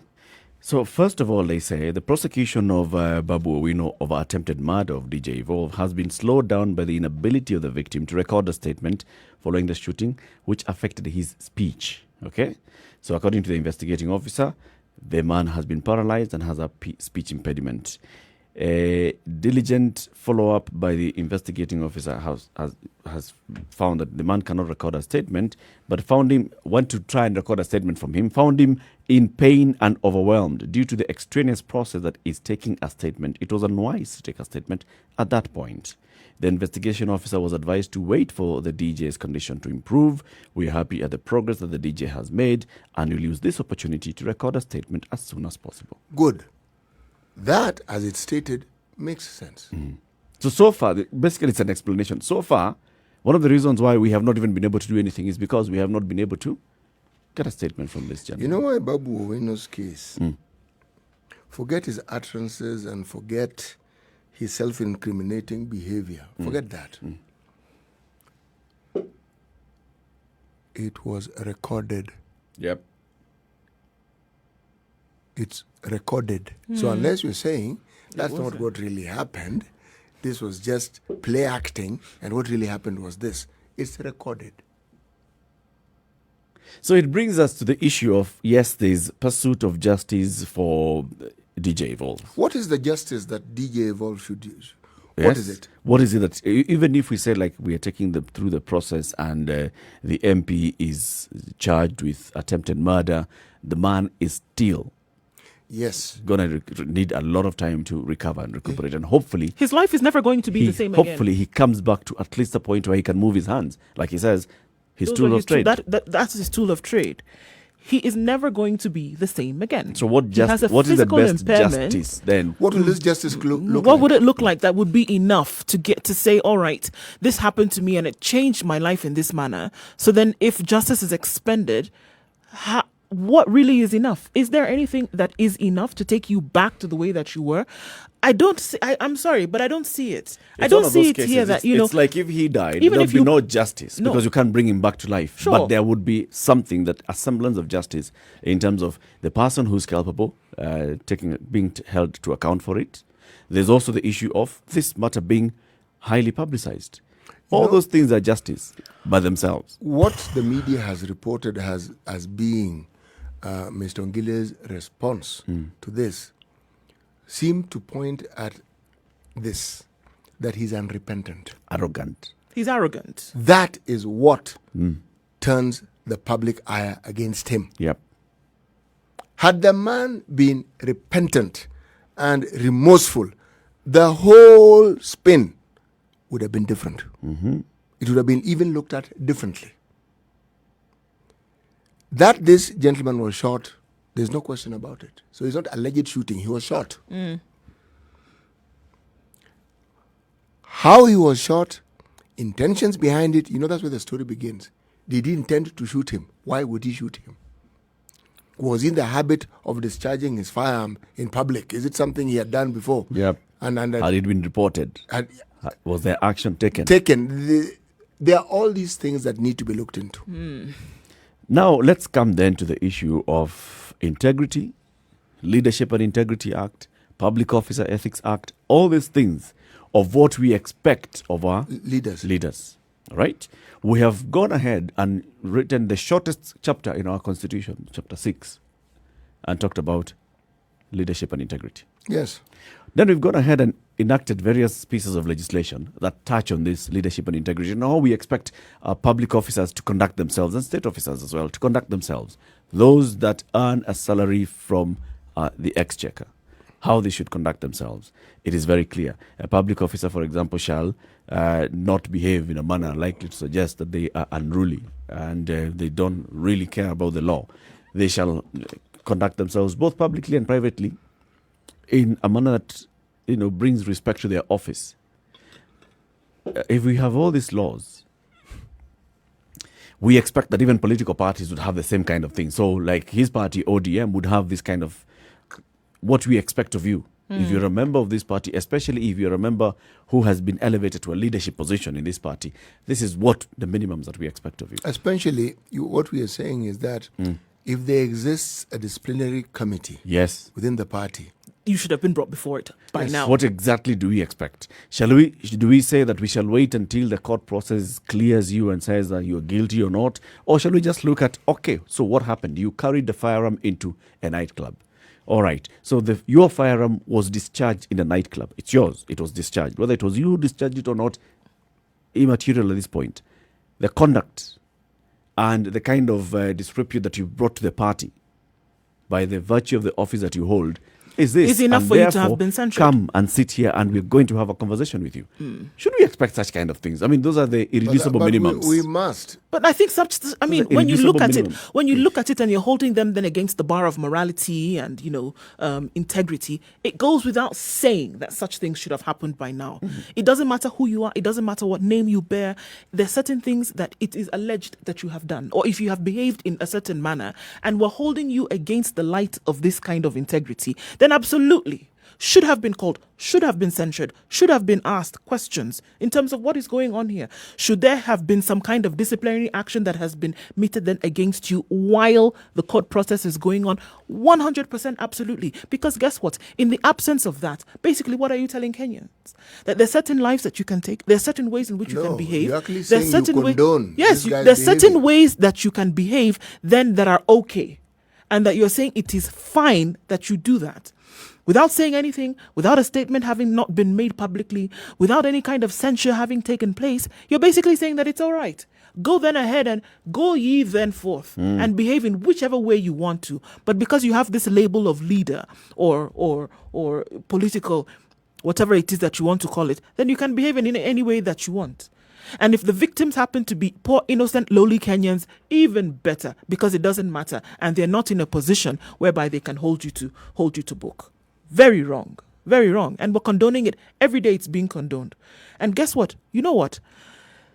This man had been forgotten. Yep. It's just that he was released from hospital and then somebody put a microphone in front of him and said, all right, tell us how you're doing. Yep. And then suddenly we hear DCI going back to ask questions.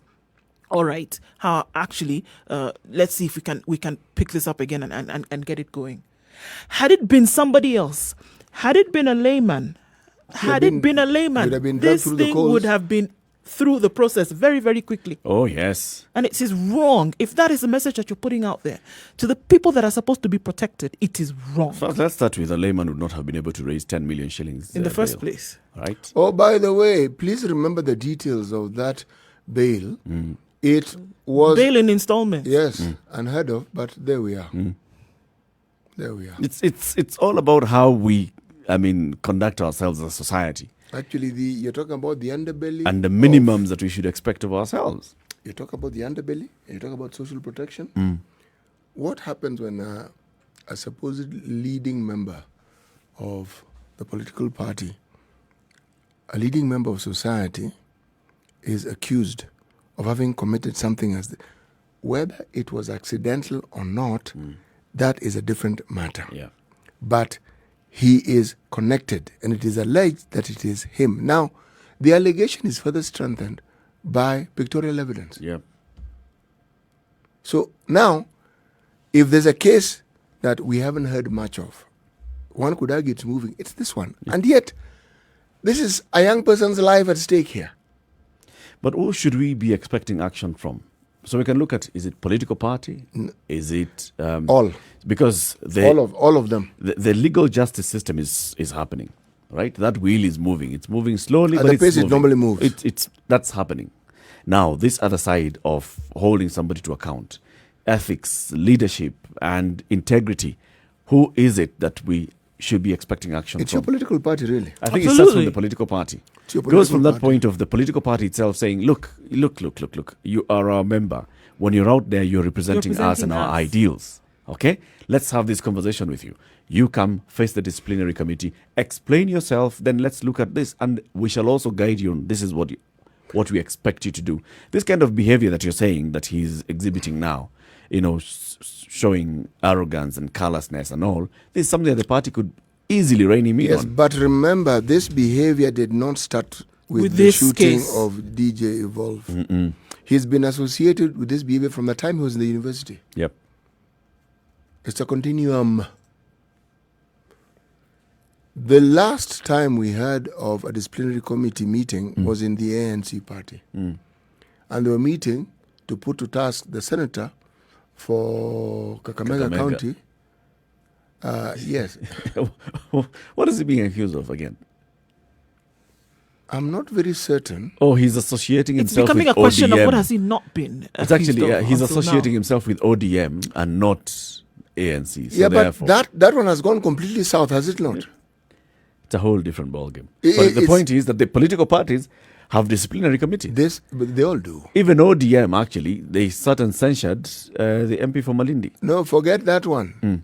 In an earlier time, when in Migori there was an ODM office that was being officially opened, there was some fracas where visitors received a profound beating because ODM leaders, Visitors from where?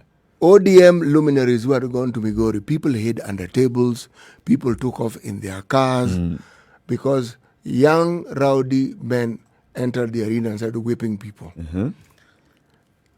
Differences. The governor of Migori was called in to the disciplinary committee. They have a disciplinary committee. Why would this happen under your watch? I mean, not even under his watch. So it appears that the political party only deals with the political matters. He was being Something actually like that. Yeah, it would appear Opening so. of office, It would and appear then this so. happened. Aisha Jumwa, you're associating yourself with the Jubilee luminaries, so this is also going wrong. Political matters, but when it comes to ethics, integrity, see, the ethics here was- integrity, character, behavior, those things. not important. actually The more rowdy you are, the better you are for us. well, you're talking about rowdiness. That rowdiness in Migori was classic. But I mean, I have never come across a situation where party members tell another party members, "Oh, you're visitors to your county," and they all receive a sound beating for the. What was the problem? I mean, what's wrong with coming to open a party? Just office? rivalries within No, you the guys party, support my and there was rival. a feeling at that particular point in time that the governor was pro the government Okay. and not fully in ODM, and yet he had won on an ODM ticket. Okay. Okay, so it escalated, and he was called in, and he was fined. Okay, now usually this can lead to an expulsion from the party. Now that makes things very tricky for you. Okay, because if you expel from the party, then probably means that you might face a by-election. True. Yes. So all I'm saying is they exist. Disciplinary committees. Mechanisms. Yes, in every party. Every party has one. Remember, there was this individual who rushed to the registrar of political parties to register New Jubilee. Asili. Asili. Yes. The party wasn't registered because the registrar found that they had not met all the requirements. I think one of the requirements that must be seen when you hand in your application is whether you have A, B, C, D. One of these things that every party must have is a disciplinary committee. The most notorious disciplinary committee we had was in Kanu. If someone did not like you and they had more power than you, went to the disciplinary committee. Straight. Yes. And with dire consequences. They were known, and the people who were in that disciplinary committee were also known. Yes. So disciplinary committees have always existed. And they So exist. this is what we expect to see ODM doing with their leader and member, This is what should happen. Babu Owino. This This case should happen. This should be sitting this isn't before a a disciplinary mild committee. case that you wish away. And the party should be dictating to him. This, first of all, these are the charges that we have against you, and because we see how you behave, A, B, C, D, and E, F, G, H, and there are laws to By the way, did to the guide government that. withdraw his firearm? We don't know. You see, that should have been License, the public right? domain. Yes, no, you The withdraw particular- the firearm the- and the license. The particular firearm maybe is part of evidence and all. Probably is, yes. Probably, but all, but all I'm we saying don't know. is it should have been the public domain because Probably is. that thing is given for your protection. Probably is. Maybe we've just missed it in terms of Let's give it the reporting. Let's say we missed it. Yeah, and benefit leave it of the at that. doubt, right? Yes, let's say we missed License it. itself, maybe also, maybe withdrawn, maybe not. But you know, guys, we're teeter-tottering here on a very dangerous line. Precipice. Very, very dangerous, because we're basically saying that it is all right so long as you're in a position of power, position of leadership in this country, that you can do whatever the hell you want. As far as almost taking away somebody's life, as far as, and then after that, it's not just that. That on its own is as morbid as it comes. Then beyond that, you're then above reproach, which, you have to ask yourself, okay, these are the people that we're going to continue putting into position of leadership. Because you can say it's one case, one isolated case. But what it does is that it represents other leadership. Whether you like it or not, it puts a tint on other leadership. It colors the image. It colors the waters. It really, really does. And those are the people that you're going to look up to tomorrow and say, yeah, these are the leaders of the nation. You know, Is that for what the you want? longest Is that what you time, want out there? Unfortunately, disciplinary committees seemed to have acquired for themselves the reputation for actually being the sort of body whose function was to get rid of people who are not liked by certain strong members of the party. Not actually for disciplining. No. It's just for settling scores. Yes, that's it. If you want to settle a political score with somebody, take them to the disciplinary committee. They lose the support of the party, then therefore their nomination Is rescinded. And they lose their seat. That's it. It's a political tool, a weapon. It's the same thing that we've seen. Even in that case you're talking about, the governor and the MP for Malindi. It's basically just using it as a whip. We can remove our sponsorship of you to Parliament. Yes, and once we do, And once you do, either you have to go back and campaign, spend a lot of money campaigning, you stand a chance of losing. I mean, nothing is guaranteed from their point going on. But disciplinary committee, in terms of this is what the party stands for. All right? This is who we are. This is what we stand for as a party. And we expect that all of you should abide by what we've all together collectively agreed as our ideals. Those, we don't hear about them. We need to start demanding the same of political parties and saying, look, come on, party leader Baba, you're recuperating in, where is he? Middle East. In the Middle East, yes. But the other party organs are still here. Chairman is here. Secretary General of the party is here. The deputy party leaders are here. Do something about this. You know, when you look at the leadership, let's go to the university for a while. What was just basically student politics? And remember, there was a time when the real opposition in the country was actually university students. Yeah. They are the ones who, yes, I'm talking about after multipartyism went south in the country, the only people who consistently would point to things were university students. Yes. Now, the metamorphosis that has taken place, university student leadership is often a reflection of the political parties that we have in this country. Yep. Political parties sponsor certain individuals within the university. So political party politics is taken to our universities. It's no longer a student affair. It's not. It's fertile breeding ground. And I can understand when a political party is basically going to universities, because these are people those numbers who, are many. at that point, and also at that point in their youthful life, they are active, they're engaged, they are, more aware they're of also things. susceptible to influence. Completely. So it's a very good breeding ground for political parties to go and harvest. Okay. However, there's still what you stand for as a party and say, so we are inculcating these ideals and standards throughout your years as you rise up the ranks of the party. So when you get to a point where we are sponsoring you to vie in Embakasi as an MP and we're giving you the party ticket, we know that you've gone through all that. You understand what this party stands for. You understand the do's and don'ts. You know that if you do this, this shall be gross violation of the party's constitution or gross violations of the party's rules. And you stand. If parties were actually serious about how the rest of the country saw them when it came to issues of integrity and character and morals, then it would go without question that somebody within your party behaved in a certain way, you would call them to book. If they were serious about the way the country or the people saw them, they would take this very seriously. So it goes to show they're not. Right now, I'm sure the leadership of the party, as they're looking at all these tweets and they're looking at people complaining and people even in the media talking about Babu, they are not seeing themselves in that. They're saying that is Babu. In terms of Babu is a member of this party, that's Babu. Treat him individually. Or that's Babu and his party. That is Babu, yeah. He's not a member of our party. We're coming up to 8 o'clock. Keep it right here. The conversation continues on our social media handles. Remember, you can also have this conversation on our Instagram handle, SpiceFM KE. In the next hour, we go to the Democratic Republic of Congo. They're celebrating their independence. Yes.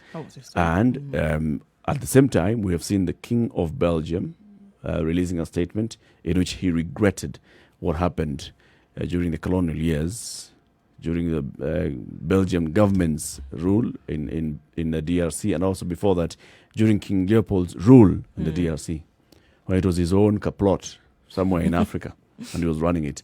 But then, should we be expecting an apology from the government of Belgium on this, on the atrocities committed on their former colony, the DRC, and other colonies around the world?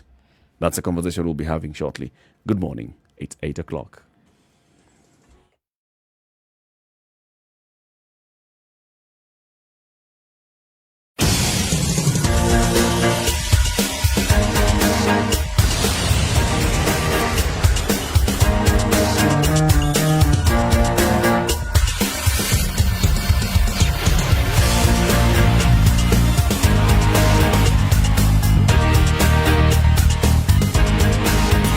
Not too crazy this morning. Certain parts of Mombasa Road still her inbound at close to Cabanas today is bumper to bumper. It's actually chocker blocked. We expect to see this for about the next hour or so. So if you're in there, you need to hang tight, guys. You'll get out of it soon enough. Looking at other parts on Thika Road, the traffic situation from Allsops to Survey to Muthaiga is moving very slowly, but it's moving all the same. We're not at a standstill there just yet. You'll be able to get into the CBD without too much of a problem and maybe not having to wait for too long. So those are the two hot spots that we are seeing in the city right now. Thika Road, Mombasa Road, usual suspects for this time of the morning. You'll get out of it soon enough. SpiceFM KE, that's how you can reach us on Twitter. In case something major happens and we need to warn people, then we ask that you please let us know.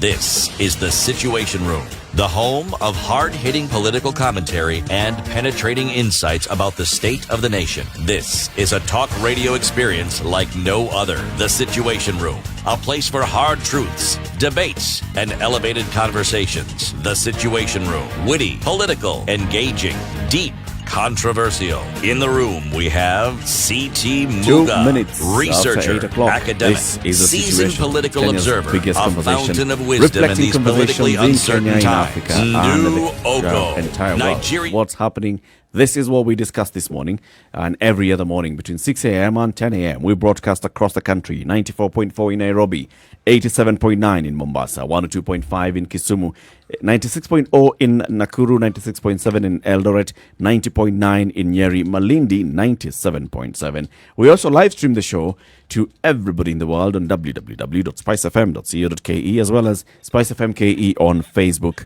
YouTube, and Twitter. Let's talk about the Democratic Republic of Congo and start it from this point. Belgian king expresses deepest regrets for brutal colonial rule. King Philippe of Belgium has expressed his deepest regrets for acts of violence and brutality inflicted during the country's rule over Congo as the DRC marked 60th anniversary of its independence. The letter to the DRC President Felix Tshisekedi has been described as historic in the Belgian media, as it is the first time a Belgian king has expressed regret for the country's colonial past, although it stops short of an apology. And that is where now the conversation happened. So, was that enough? It's not an apology. It's basically the king himself writing to the president and expressing deepest regrets. In the letter, the king writes of painful episodes of the two countries' shared history, referring to the Congo Free State run by his ancestor Leopold II, whose brutal exploitation of the territory is estimated by some to have caused the deaths of 10 million people and has become the subject of fierce debate amid the Black Lives Matter protests. Now, we've seen, because of this Black Lives Matter, the number of things have happened also in Belgium, where statues of the colonial era have been brought down. Statues of King Leopold have been brought down because of what the king did in Africa and the other colonies, especially in this one, the Congo Free State. Now, was that enough? Was that not? is it not a good sign that a king himself actually goes ahead and writes at this particular point, writes to the president and says, we have a shared history, your people and our people. We have a shared history. However, there are very many blots in this shared history. And I'm expressing deep regrets. There are those that are saying, that's a start point. I mean, you start by expressing deep regrets. By, first of all, that's an acknowledgement by the head of state, acknowledging what we've done, what has happened. The next steps would be now going into, so what would it mean? Do we need to get to a point where we are seeking it's called reparation. reparations? Do we need to get to a point where we are actually asking for a public apology directly, one-on-one? On the face of it, it would look fantastic in terms of what is being said here from King Felipe. It would look great as King Felipe has done this. However, there were several opportunities in the past to have even started this conversation. And as from what I see, it's just a bump in the road. The road continues. It doesn't mean that anything is going to change significantly because this regret has been expressed. Like you said, it does everything but fall short of an apology. An apology was not made. Even if an apology was made, it was not going to be seen as enough. The question also arises, had George Floyd not been murdered, would this regret then have been expressed? Because this is where it's all coming from. That an inquiry has been put. Inquiry has been put together, commission has been set up because King Philippe has decided that racism is not something that they're going to condone or consider ever as far as his administration is concerned. And while we're at it, let me say that I regret whatever happened in DRC. You had decades to say this. It never came up. The people of Congo, people of DRC rather, have been crying out for some kind of acknowledgement of the fact that terrible things happened for which they are still seeing the results of today, to date, in terms of how the country is being run when it comes to the economics, in terms of the development of the people, in terms of the use of their natural resources. Still one of the richest countries in the world when it comes to natural resources. But people continue to suffer because of a direct effect of what happened because of the rule of Leopold. So suddenly, George Floyd is murdered in the US. Yes. And then you realize, okay, we too are going to jump on this anti-racism train. And while we're at it, I'm going to register my regret about what happened in Also, DRC. suddenly, because of George Floyd, we have seen the kind of conversation that's happening in Belgium, where these statues are being brought down, where we have having protests, right? And the defacing of statues of Leopold. But they were there all this time. Nobody talked about them before. Yes, but now that it's happening, we can't say, for all those years, how come this never happened? It's happening now. Please remember that there is a generation that may be completely ignorant of that history. When I say ignorant, I mean genuinely ignorant of that history. Or what they know of is distorted. But when confronted with this reality, they say, what? Yep. You mean this is what actually happened? Then we must do this. Ha. And they move into action. Yep. King Philippe was aware, however. All right, so let's take Not this. Philippe. He's the one who has registered I'm not even his referring to regret. Philippe. I'm referring to his countrymen who have been protesting and defacing statues and monuments of his forebears. And demanding action from the current head of Yes. state and government. It was push from within his own country. All right, let's take this conversation a little bit deeper then. And we're going to talk this morning with Professor Dadi Saleh.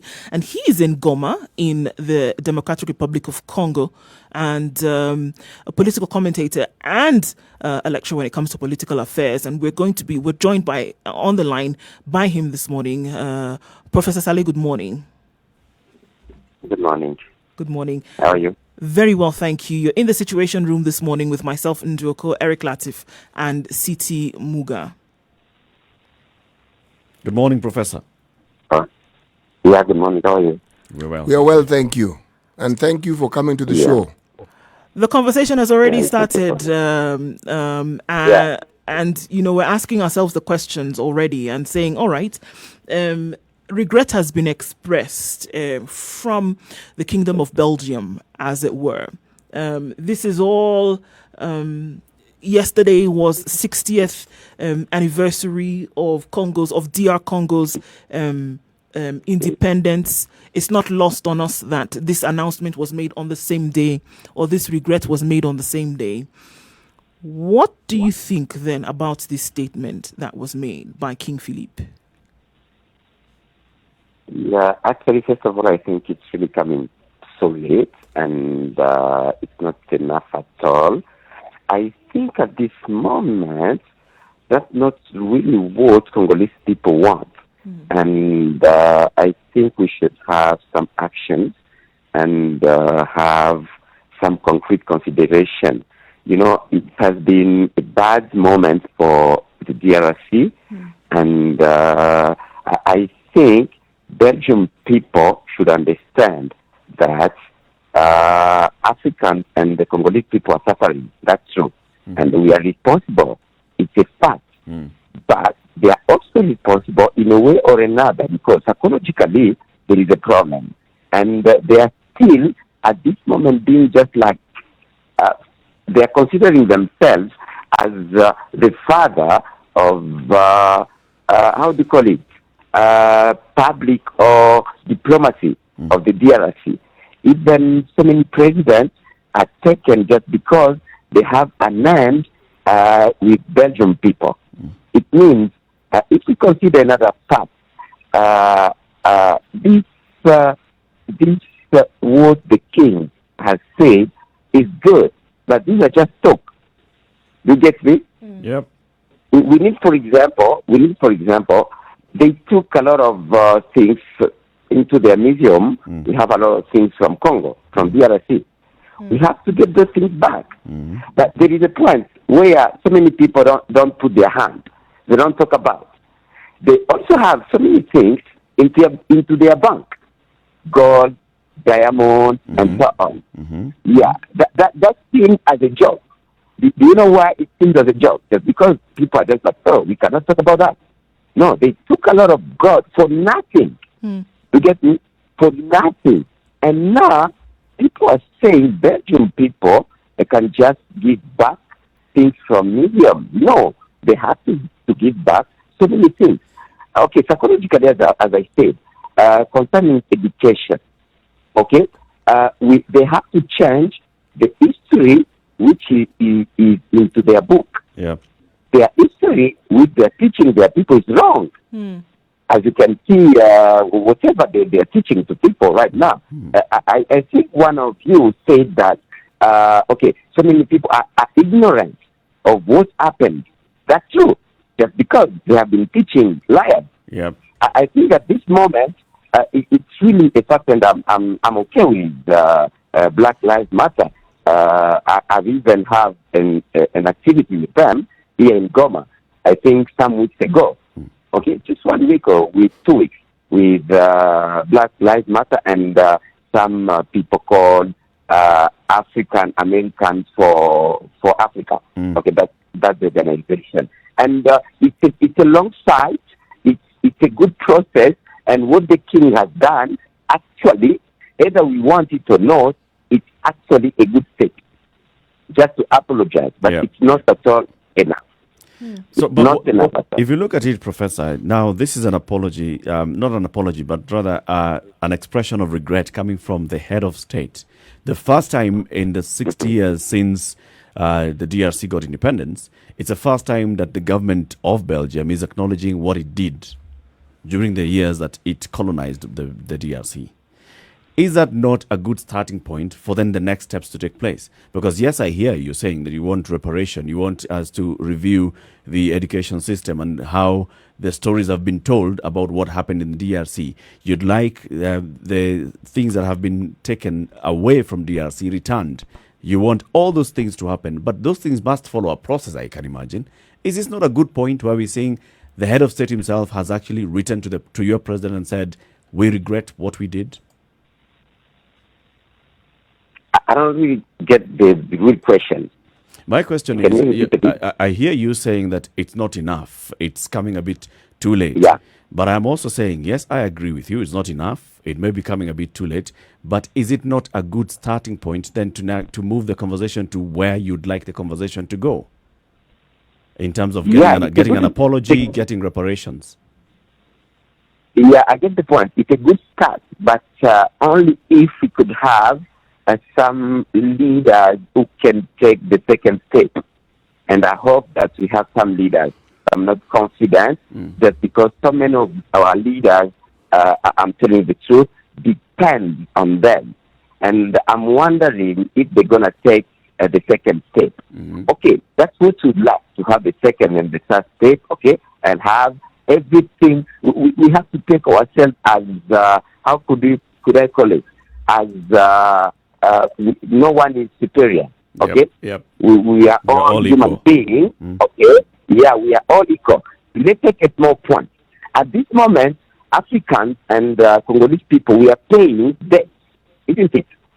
We are paying so many debts from Europe, from America, and so on. And someone of you said, okay, maybe this is a new generation. Even the king, Philip, is coming just from a new generation, isn't it?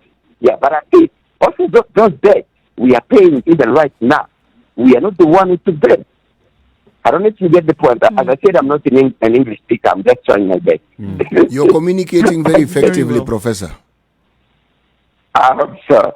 Okay, it means this is administration. It's a process, and we have to take responsibility of whatever happened. Even if it's your grandpa who did that, now you are responsible because you are also responsible of the benefits.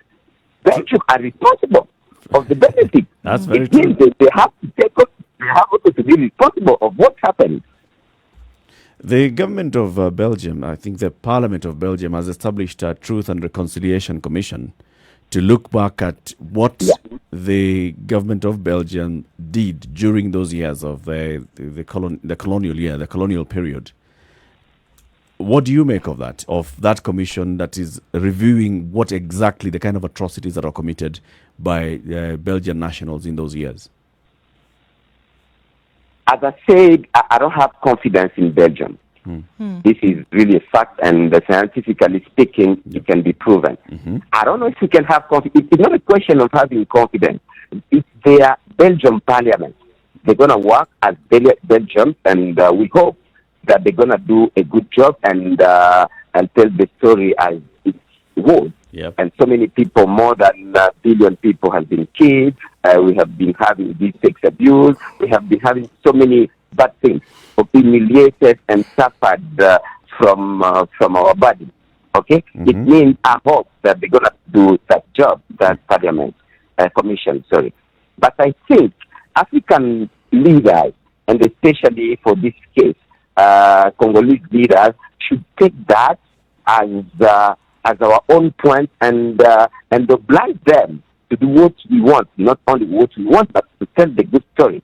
I think we should have a kind of, how shall I put it? We have to be proactive. We don't have to wait so much from that commission. I think it's, as you know, they have been pushed even by the UN. We had this UN commission, which almost obliged the Belgium to apologize. Again, this apology comes from far, really from far. It means, I know what I'm saying.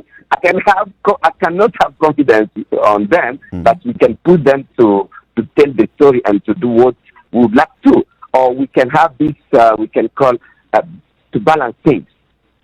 Can you remove all the African debt or Congolese debt and we have a new start? Americans or Europeans, we have to have this new start with Africa. We cannot consider any more Africans as the second human beings. It means human beings we cannot consider. If you take decisions from the UN and even UN organizations, you're going to exactly see that we still have this racism. We still have this no consideration. We are just like even the economists. They are the one fixing all the pricing. If you get the point, if you take gold, if you take diamond, they're still the one fixing prices. Even if we are the one possessing those things, it's not acceptable. I think our leaders should really negotiate for our people instead of negotiating for these big companies from America. Professor, can I ask you a question? Can I Go ask you a ahead. question, please? Huh? Yes. Go ahead, sir. Do you know of any Congolese group or people who have ever sought to take the Belgian government to the International Court to seek reparation for these atrocities that they committed on the people? Have the Congolese people ever taken the Belgian government to court? I think I know our side, the service society, the service society, who tried, but I think the request was not received. If I'm not wrong, but I may check again and see if there is an organization. If there isn't anyone, I promise to you, in less than a year, we're going to do it. Okay. When this letter was sent to your President Felix Tshisekedi, was it made public? Did the president come out to say, I have received this letter from the King of Belgium, and as a government, we are going to take these next steps as a response? Yeah, I know. What the question exactly?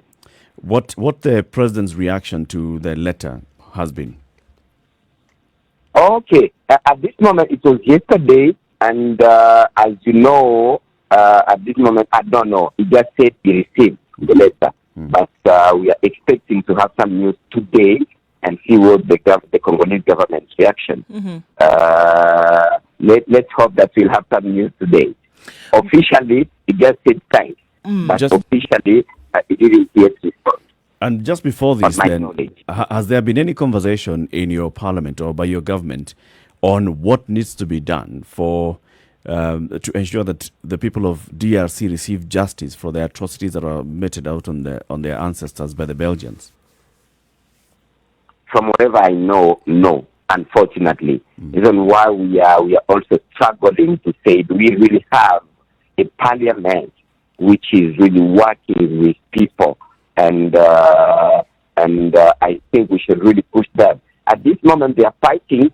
They have a fight between the parliament and the president. Yeah. This is a fight which is actually into our country right now. And I don't know. Last year there isn't any. We didn't see any intervention in such a way from our parliament. And now we are at the second exercise, which going to start very soon. I don't know if that point is even written, into their book. If they're going to talk about that, I don't think so, unfortunately. On the face of it, Saleh, on the face of it, would you say that the Congolese government is a friend of the Belgian government? Unfortunately, that's what it seems to be. You don't have to. We have to mention that our new president has taken a long time in Belgium. Normally, he was supposed to be also in Belgium, either him or his wife. It means I'm not saying that the Belgium, but I know that he has so many roots. From Belgium, he has so many friends from Belgium. I don't know if he's going to be able, and that's what we expect, to use at least his knowledge and his friends to take this for the advantage of Congolese people. I don't know if you get the point. I get that. So I'm just hearing off the top, and I mean, from some reaction that we already see, even after this announcement was made yesterday, because of the fact that it would be seen that the current president is a friend of the Belgian government, that there already is a kind of fear and anxiety that they will accept this apology, much to the chagrin of the people of Congo, who would then say that is not enough. So there's the fear that the apology will be accepted and things will go on as normal. Regret. Oh, sorry. There's the fear that the statement of regret will be accepted as an apology and that people will then go on, as normal. So there's that fear amongst people. Would you say that's the same thing? Yeah, unfortunately, as I said, we have two ways, hypotheses. Either that's the way it's going to take. Unfortunately, that we have a high probability that we just accept the apology and then things just continue like there right now. It means killing of people in Beni and in DRC, and the stealing of gold and mineral with our authority. This is one way. The second hypothesis is now, if he can use his position, it can be possible because he's coming actually from his dad, who is has been one of the biggest leaders in DRC.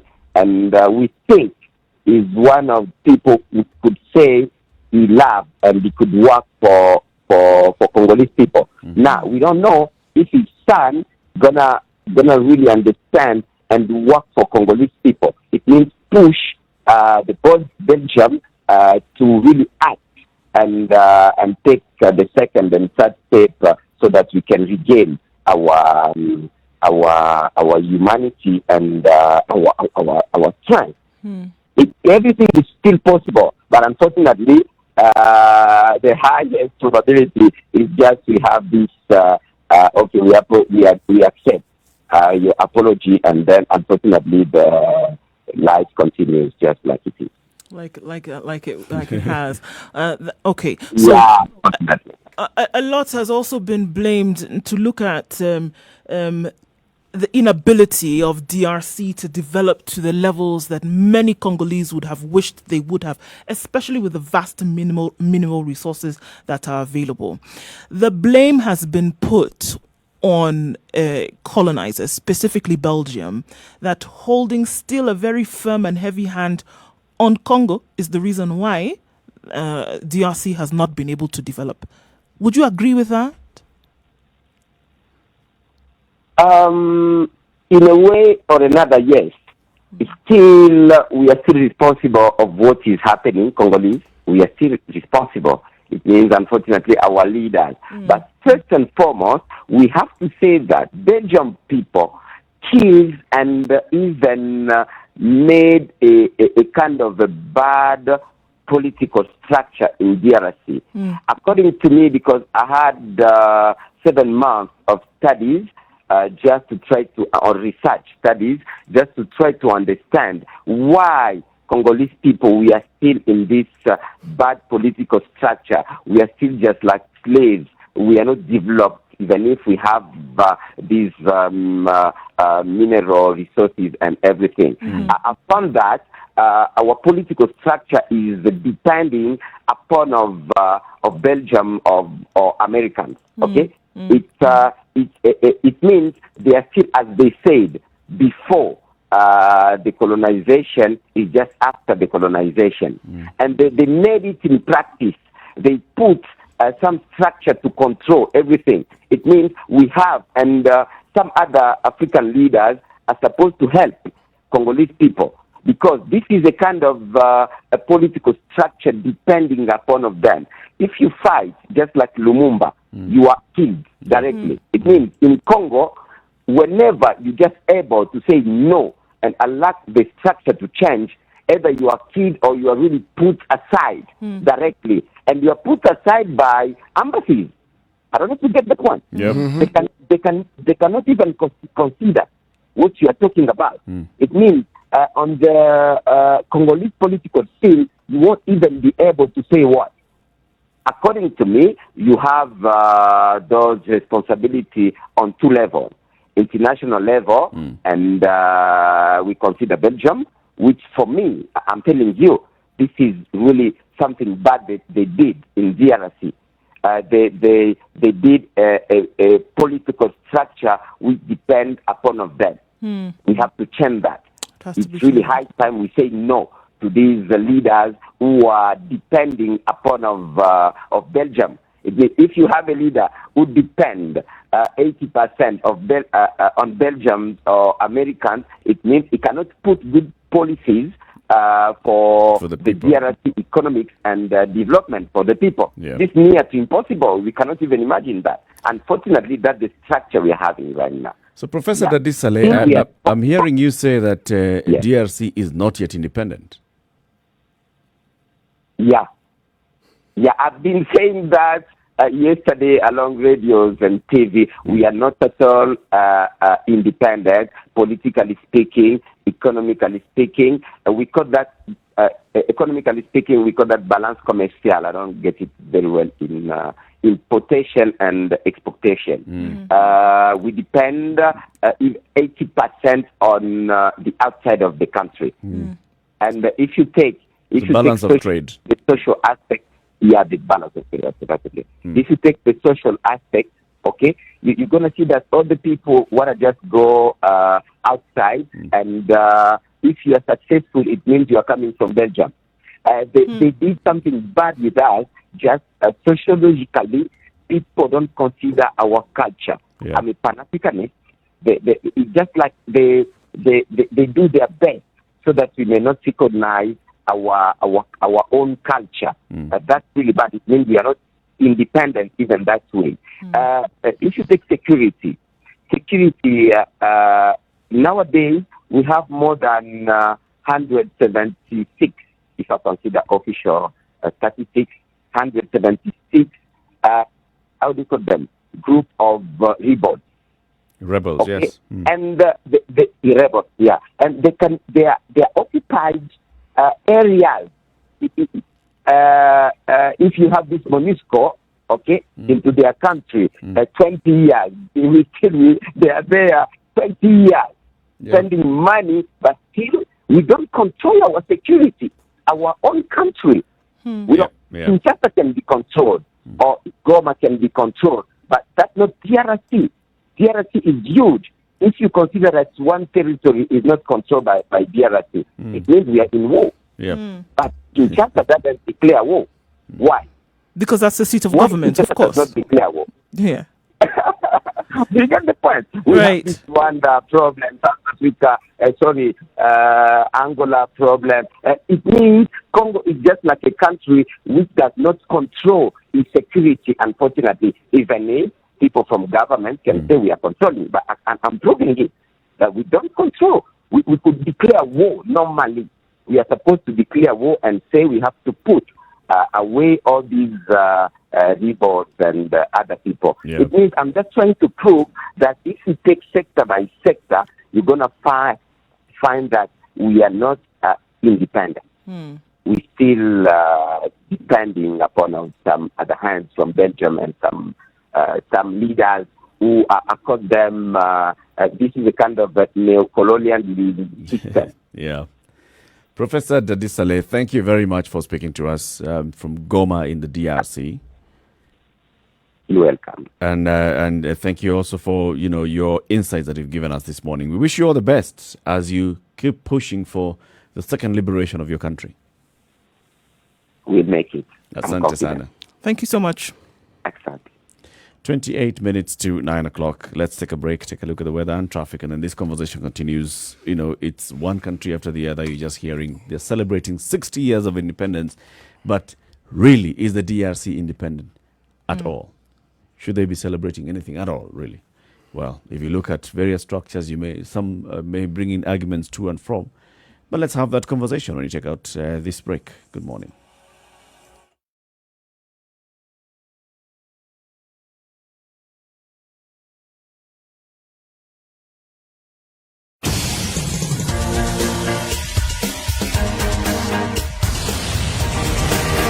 It's warming up just a little bit in Nairobi, and we see that it might be a rainy afternoon, but we'll have to wait and see how that plays out.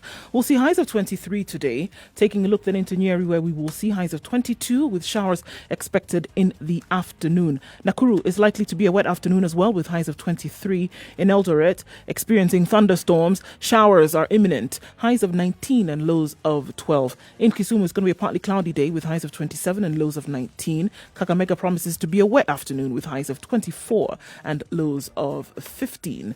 Partly cloudy conditions in Malindi with rain showers expected to start soon, highs of 28.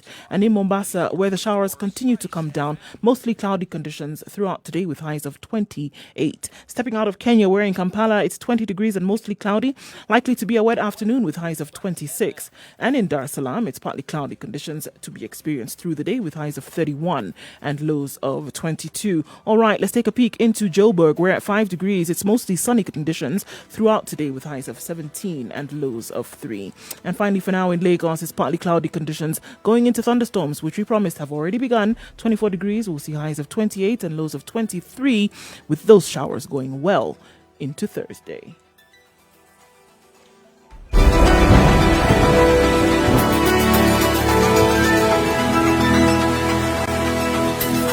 Okay, there's an accident at the pipeline stage this morning. A vehicle hit an individual, and now individuals after that are quite upset, and so that has held up traffic there involving a Government of Kenya vehicle. We'll wait and see that can be removed or cleared out and hope that nobody is terribly hurt.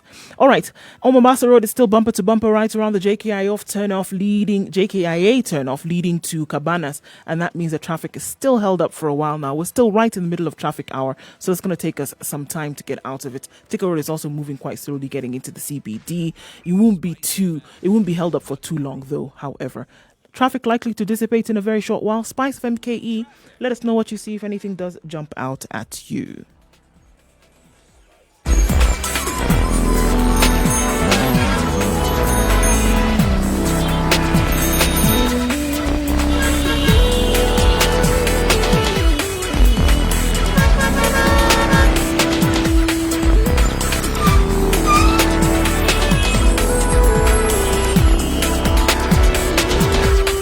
June 2020, DRC celebrated 60 years of independence from Belgium.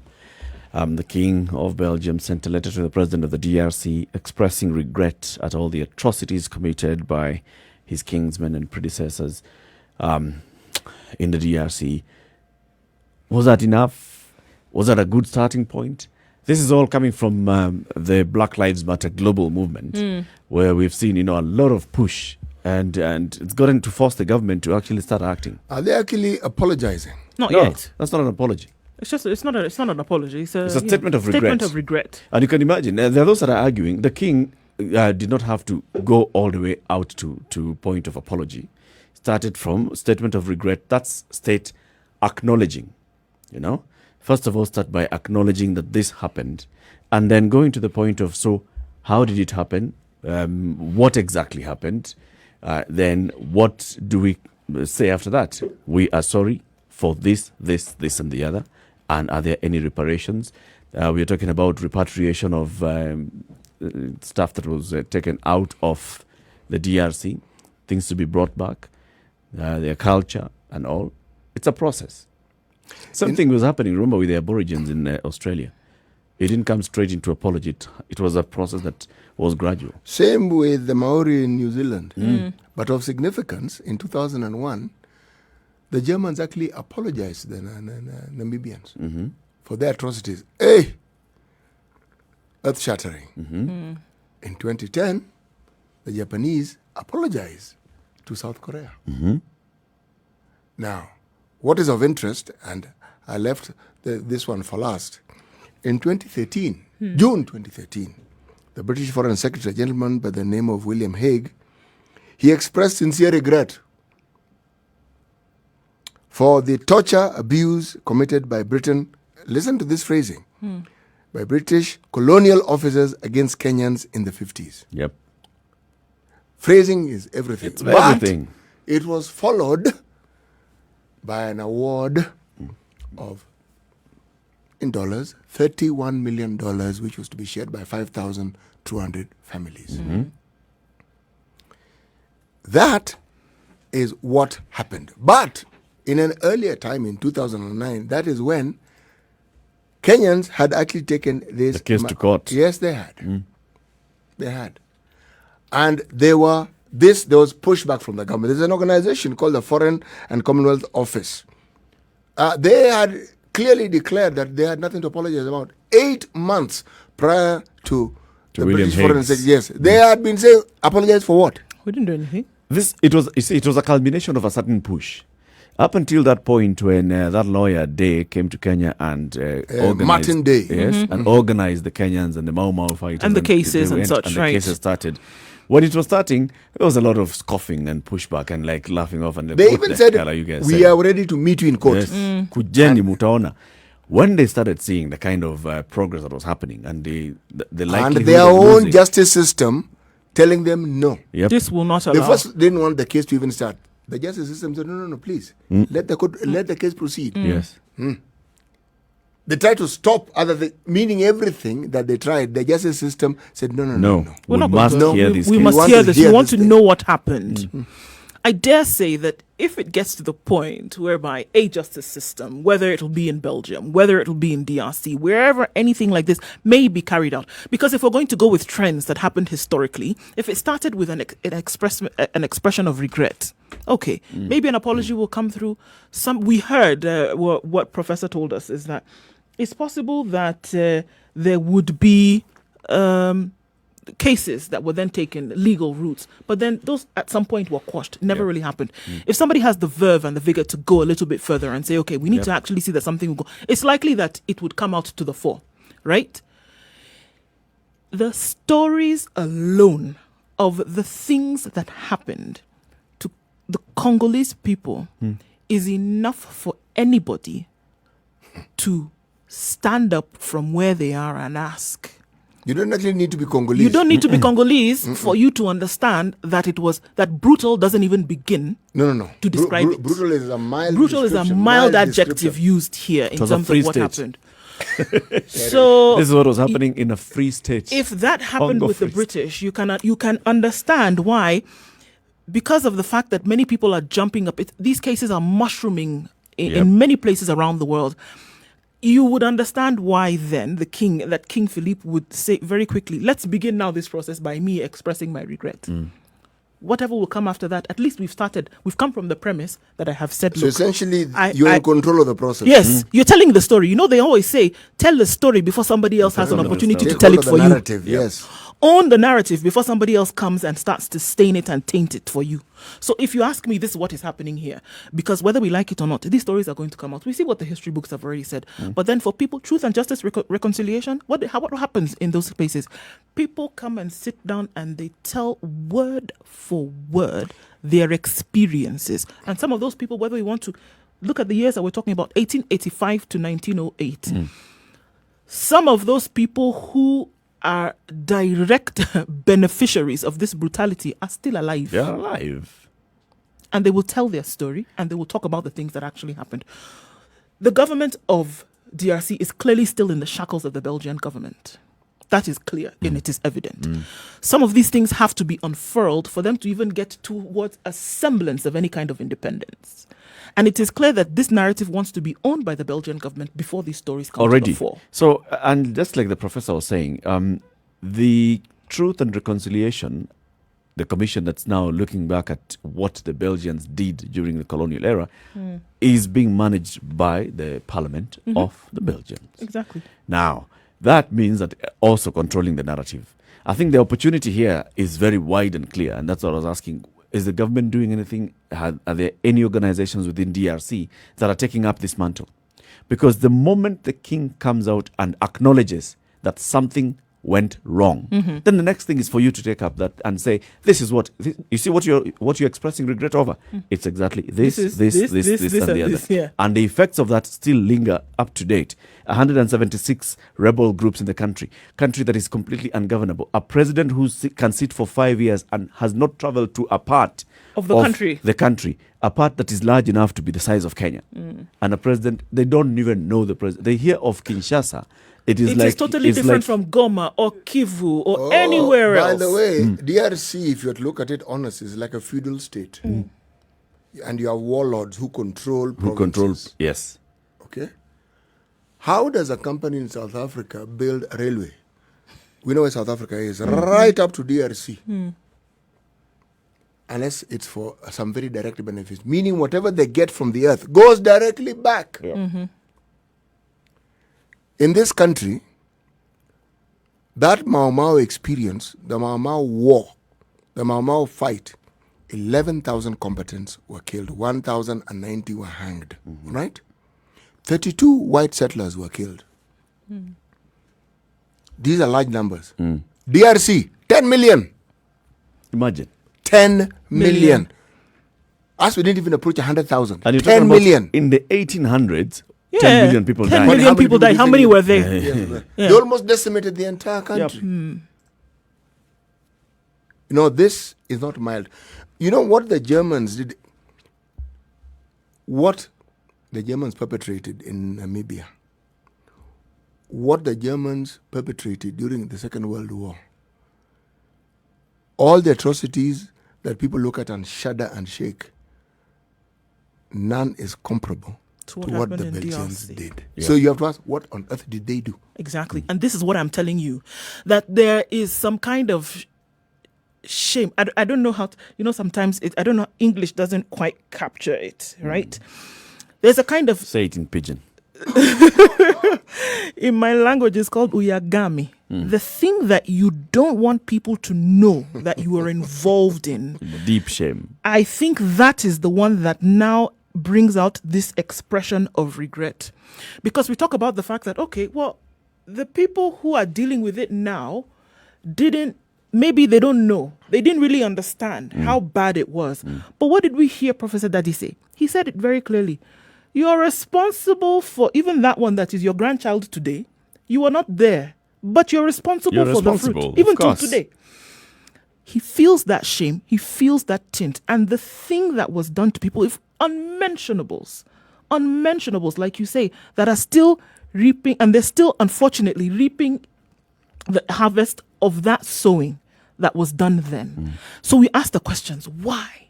Because now you say, okay, it was a war, things were going on, there were rebel groups, there was colonialism going on. How does it possibly affect a 21st century nation today in the global schematics? A country, like you said, they can't govern the country, number one. So disenfranchised, regions, one to the other.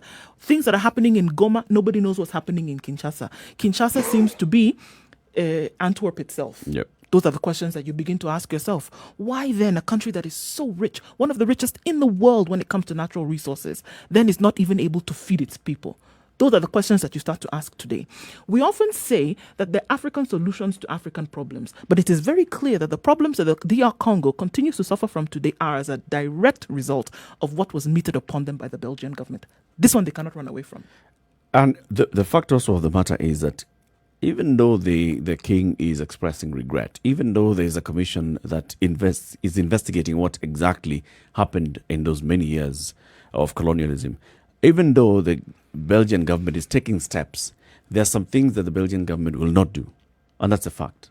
Because for them to get to a point where they accept that, we've built our nation, we've built our country from blood of other people. On the back and blood of these individuals. They will not accept to come out publicly and say, this is what we are. Because it comes with its own ramifications. So the job here is on other people to push this story and to push this agenda and to demand.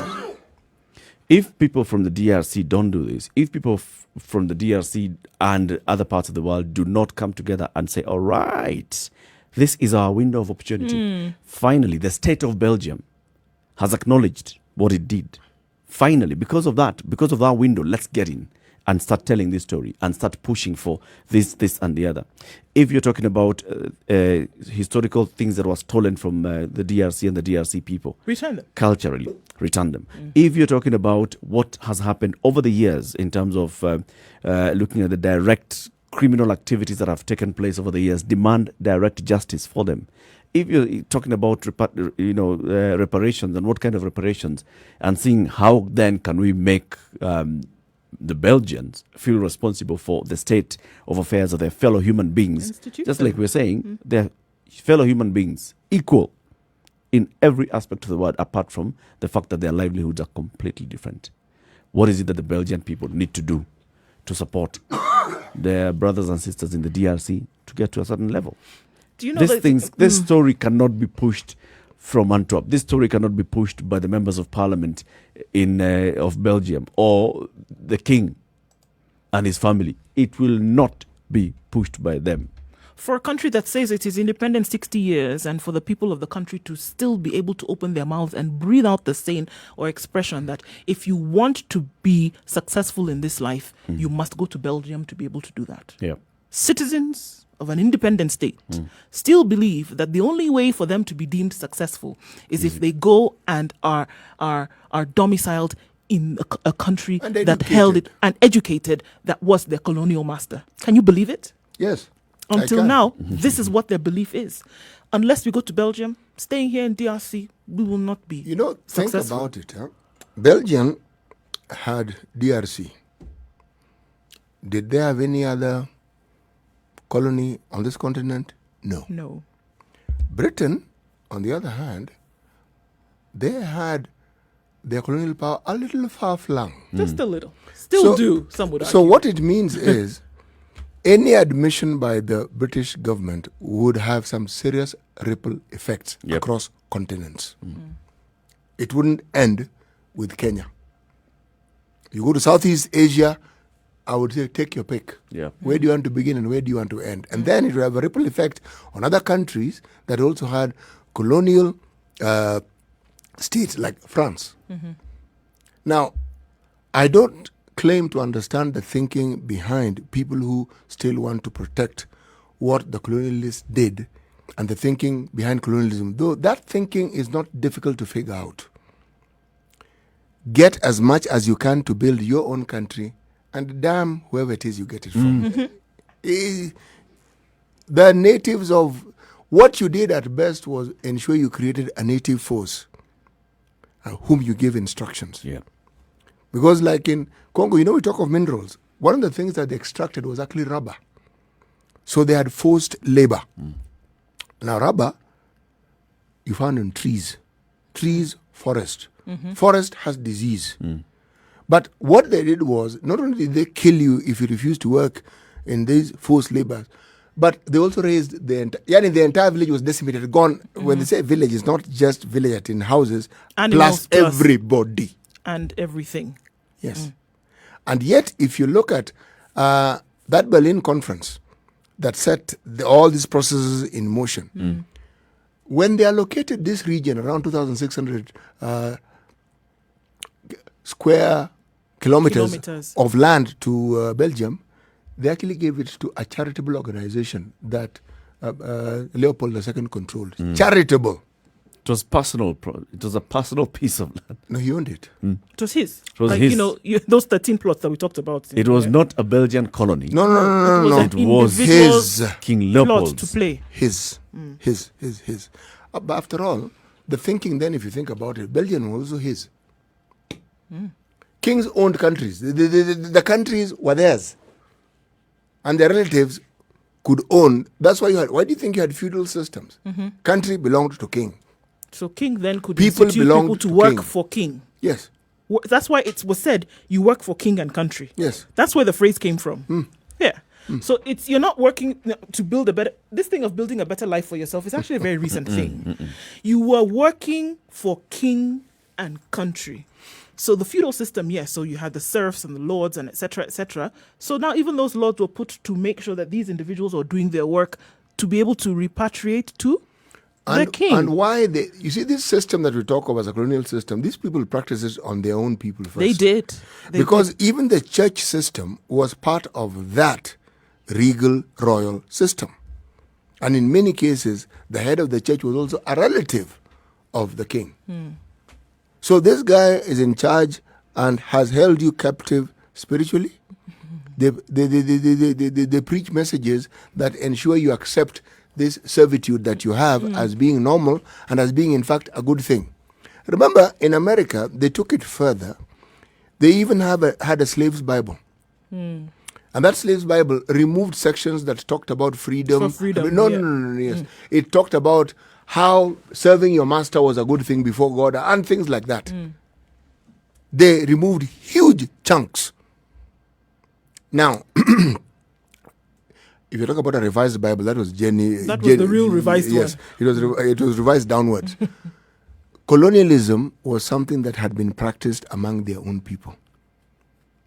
So when it came to a dark continent, as they called our lovely sunny continent, we have more sun than them, and yet we're I don't understand where dark came from. Yes, exactly. I think it came from our complexion. Okay. But the truth of the matter is, they came here with one thing in mind, to to enrich their countries. That is it. However, the means was not really the issue. No. The Maximize end- profits. the If someone gets in end- your way, get rid of that person immediately. The end was. But the you know, goal. talking of reparations, the Namibians should also ask for reparations from the South Africans. Because when the Belgians left, after the South Africans took over. Yes, they did. If you are talking about looking at this thing fairly and squarely. And for the longest time, the South Africans are the ones who actually controlled Namibia. In the absence of that atrocity, remember, there are people who left these countries of their own. People who went to America. They're from Great Britain. Those first people who moved and went there. The Pilgrims were Brits. They were Brits. They were the Yes. first Running ones. away from. The Mayflower. It was Yes, them. The Mayflower landed on the shores of Pennsylvania. Yes. And they came from. That's They were why. running away. That's why you had New York. That's why you had Newfoundland. That's why you had New Hampshire. Because it was a newer version of what they ran away from. Look Now- at the history, and that's what you know. And if you want to understand how this thing was not just corrosive, but also infectious, you only need to look at the history of the Native Americans and what these people who The visitors. migrated, what they did. Hey? They actually had a policy of decimating. This one was not even, let's get together and be friendly. Get rid of. And Kill- not, Finish. not Yeah. get out, because you get out, you can come back, right? Clear. So here it is Clear the clear, earth. finish, done. There were things, I mean, if you want to talk about brutality and starting, these folks had it down to a T. It could be actually that they are the ones who actually invented the word brutal, because some of the things that they then did to the Oh, no, indigenous Americans, we also had our own brand of it. But what they did to the Native Americans, it was goodness gracious me. So this Black Lives movement, Black Lives Matter movement globally, is bringing to the fore all these things. Yes. It's bringing the conversation It's back. resuscitating and it is and the resurrecting. difference, and the difference now between this and the previous kind of protest that we've seen in America because of race is that now this is global. it's global. And it's not just Yeah. looking at, And it's Black bringing lives changes now not just in America, but across the world. across the world. Far-reaching, long-lasting. Suddenly, discrimination based on color has become such a bad word, such a bad thing. And remember, there's a, Canadians even gave you guys Swahili Day. I've written the day called Yep. Swahili something. Swahili Day. They give, yeah. I just throw that in there, but continue. no. Remember, this push is going to continue because even in those countries, there's a generation who are not very clear about what their ancestors did. Yeah. You think that we're the ones who revise our history. The whole world, they're revisionists, people who write what is acceptable and palatable. But then you have a generation that decide, no, let's just find out what really Let's happened. go back We and want to check. know what really Well, happened. how did we get here? And how did we suddenly be this way? It's often at the back. How did South Africa suddenly become so wealthy? It's at the back of all those black people.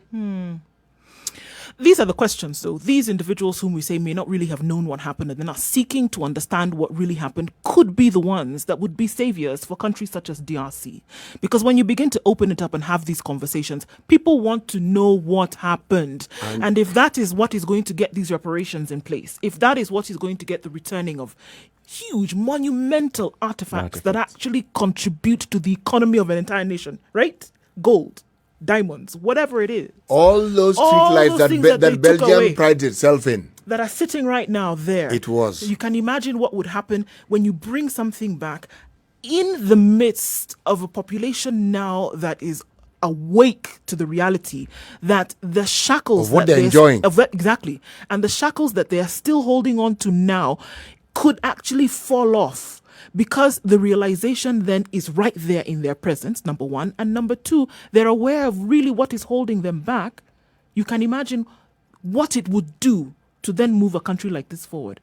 Isn't it sad with such geographical space that DRC has, as we bring the conversation down now, with the geographical space that DRC has, with the riches that it has, with the population that it has, in terms of resources, what this country would be able to do and achieve with the realization of the strength that they actually have. But it is clear that that is what they try to muzzle. And it's time, as these conversations are happening around the world, it's an opportunity, like you said. It's an opportunity to take it and make sure that it has lasting effects. Not just some ripple and feel-good conversation that people are going to feel nice about for a couple of weeks and then it dies down. Yep. 60 years of independence and not free. And it's for the Congolese to take it up. The Black Lives Movement is bringing up all these issues. And people are taking up these things in their own countries. Yeah, pick up your own issue and run with it. Yep. It has come, it's an opportunity, it's high time that people from the DRC and from Africa just start picking up this matters and pushing them.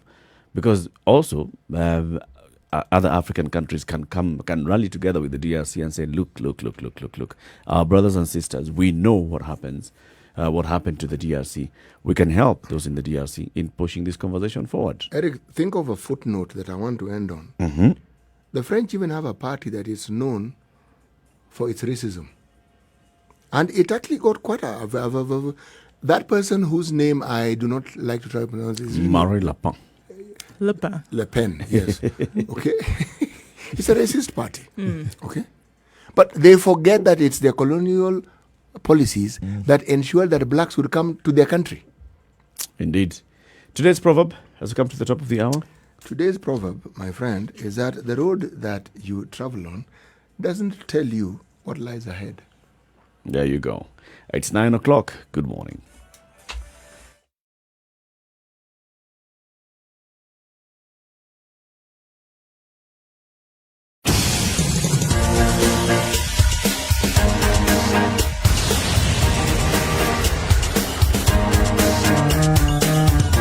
Okay, so Jogo Road has joined the madness today. Getting to the City Stadium roundabout is not going to be very easy, unfortunately. And Juja Road also is a bit crazy right now. Should have been out of that madness by now, but unfortunately that has not happened quite yet.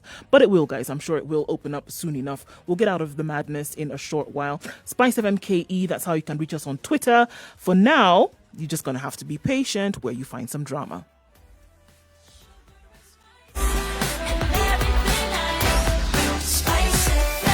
Spice up your life.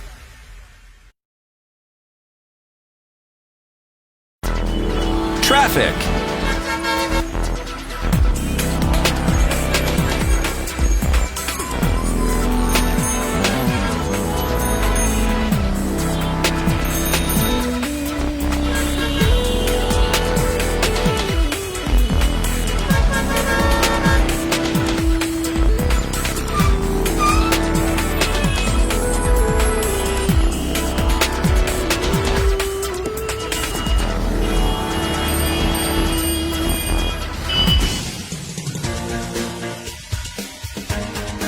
This is The Situation Room, the home of hard-hitting political commentary and penetrating insights about the state of the nation. This is a talk radio experience like no other. The Situation Room, a place for hard truths, debates, and elevated conversations. Yes, it's also the Kenya's biggest conversation, and let's talk about big money now.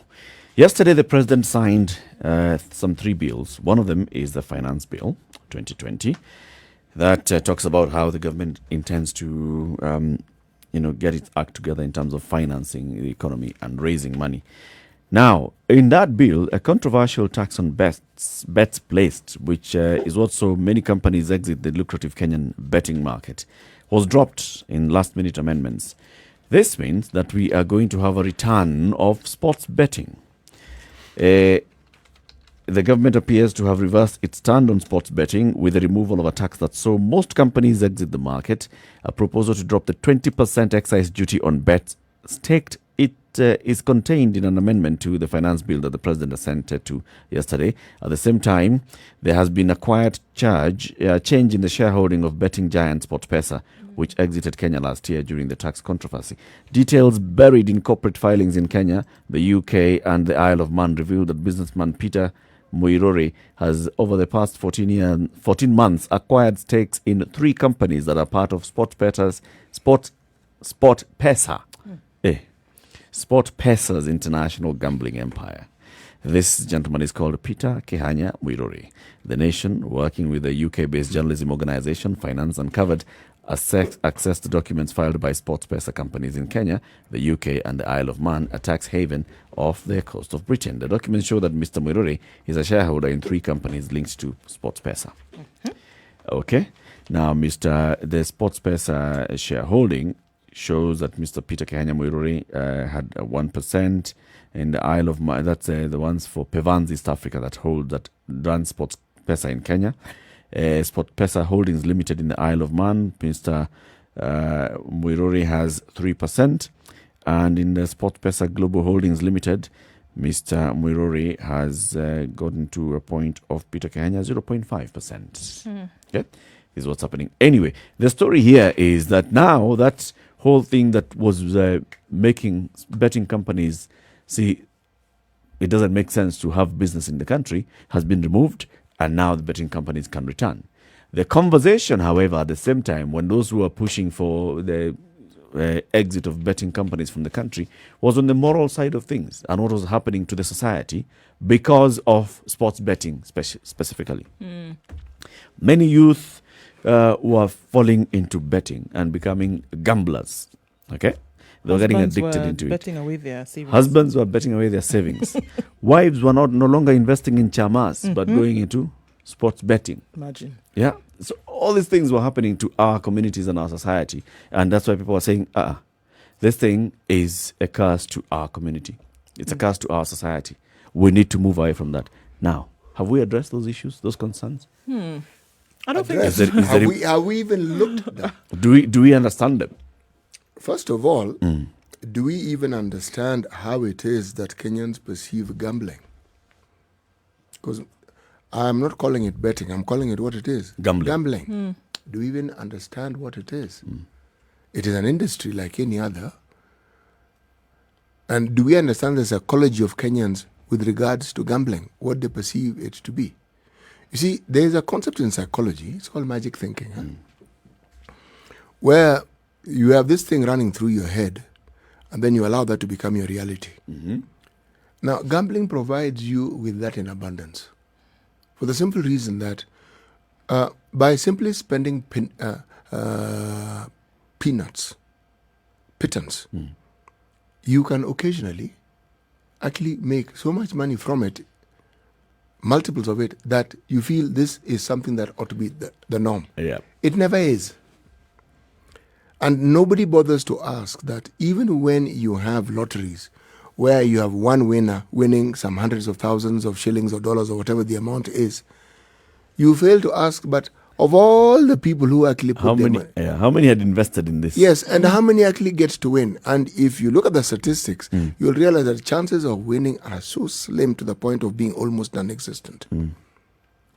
But because of that promise and the belief that somehow if somebody can be lucky, so can you. This is further exacerbated by poverty. When you don't have a way out and you feel you don't really know what to do with your life, and someone tells you that by spending not 100 shillings, 20 shillings, 20 shillings, you're able to do A, B, C, D. There'll be many people who will tell you that during Sport Pesa, they put 100, got 500. You see, the thing is, you don't stop with 500 because if 20 shillings, why not now? Why not put in the whole amount? And or why not look for even more money so that it can work now? It stops. It would stop if you understood that you're fortunate, but when you keep thinking of what you can gain, and then the second phase comes into play, trying to recover what you think you have lost. So because I lost this 1,000 shillings or what, I am sure. I'm sure this time it won't be the same. Yes. Because before that, I was able to win when I put in 20 shillings and I got 500. Then I lost 1,000 shillings. But it's okay. If I just try again, the possibility of me winning is actually quite high because this football thing, I know it, and I can be able to predict based on the way the players are performing, etc., etc. Has it then gotten so far into the minds of people that it is the way out? It's the way for me to have a little bit of extra. I don't think that people who are gambling or placing bets are applying a smidgen of morality to it. It doesn't play in the minds of people at all. So when people are talking about it being a vice, it is something dangerous. It is actually eroding the fiber of society, this, that, the other thing. People are getting rid of their savings to be able to do that. The people who are operating in it are not applying an ounce of morality. It's not about right or wrong. If anything, it's about raising my profile economically. But is it immoral? It is often associated with social ills. Because just like drinking. Let's has been look at associated it this way. with Okay, social yeah, ills. we can say so. Drinking comes with social ills. Just drinking alone, no. But everything else around drinking. Okay, if you're running a betting company, and this is it, you're asking people to place their bets on which team is going to win or who's going to play or at what point is the score going to come, all those things, and there are all these measures that have been put in place in terms of regulation by the government. Where is the morality and immorality coming in? Eric, it isn't just football. Those companies like SportPesa also have stakes in casinos. All right? Now, one of the lures in casinos is that everything inside the casino is free. They'll even Alcohol, comp your food, room, free. hotel. If it's within a hotel setting, if you're a gambler. So it's attractive depending on what level of gambling someone wants to get into. Now, the social ill, which we are now calling, which now calls in the aspect of morality, is that when someone takes money that they had planned for something else to gamble with and they lose it, it affects the lives of very many other people very, very adversely. Yeah. That's where the social ill comes in. When someone takes even a little bit of money that was meant to buy something which was of a necessity to that particular family and it dissipates in this activity, then it is considered a social ill. Drinking, had it not been that it was associated with the drunkards or people who consume the money that they have for families in their drinking activities, it would never have been called a social ill. But because of what it's associated with and the harm that it has been seen, wholesale, this entire process. So it gets wholesale. It gets wholesale condemnation because of the few instances that go wrong. Yes. Right? Because it's a few instances. So, and that's why I was asking: is it really immoral? There are few cases where people get hooked into this. There are few cases because of whatever other factors are seeing people losing their livelihoods because they got into this and they were unable to come out. Yes. Does that mean that the whole thing is immoral? I know that's what we talk about wholesale and all, and that's why I was asking you, because you were saying that the people who are operating this business do not practice an ounce or iota of morality. It's a business. Their business. No, it's and that's what I'm saying. No, it's a business. They're not thinking about as it far like as that. they're concerned. They're making money. It's a Period. business, and Yeah. they've put in the checks and balances. That's why a majority are not getting into that addiction and hook and all that. And the government as well has a role to play in terms of regulating this business. Eric, the vast majority of Kenyans don't even drink. Yeah. And those who drink, not all of them, in fact, a very small number are drunks. Yeah. By the same token, a very small number of people actually gamble. And of those who gamble, Very few of them are the ones are addicted. who are addicted, you and could very argue. few are actually taking their family savings or what was then meant for something else to go and throw away at the foot of or at the altar of gambling. Very few. However, the person who coined the phrase "one bad apple spoils the bunch" knew what they were talking about. These other apples are not necessarily all bad, but that because of the fact that you were in the company or in the vicinity of this one, you might have a little smidgen of rot, right? But guess what? You're going to take the entire bunch and throw it away. And that's Okay. what happens in this case. Okay. So what let's allocate the responsibility, apportion the responsibility. Responsibility of investor in this business, responsibility of government, responsibility of the player. Apportion the responsibility there in terms of who's responsible for ensuring that this thing goes well, or that the business is running well, that the society is not getting affected by this entire business.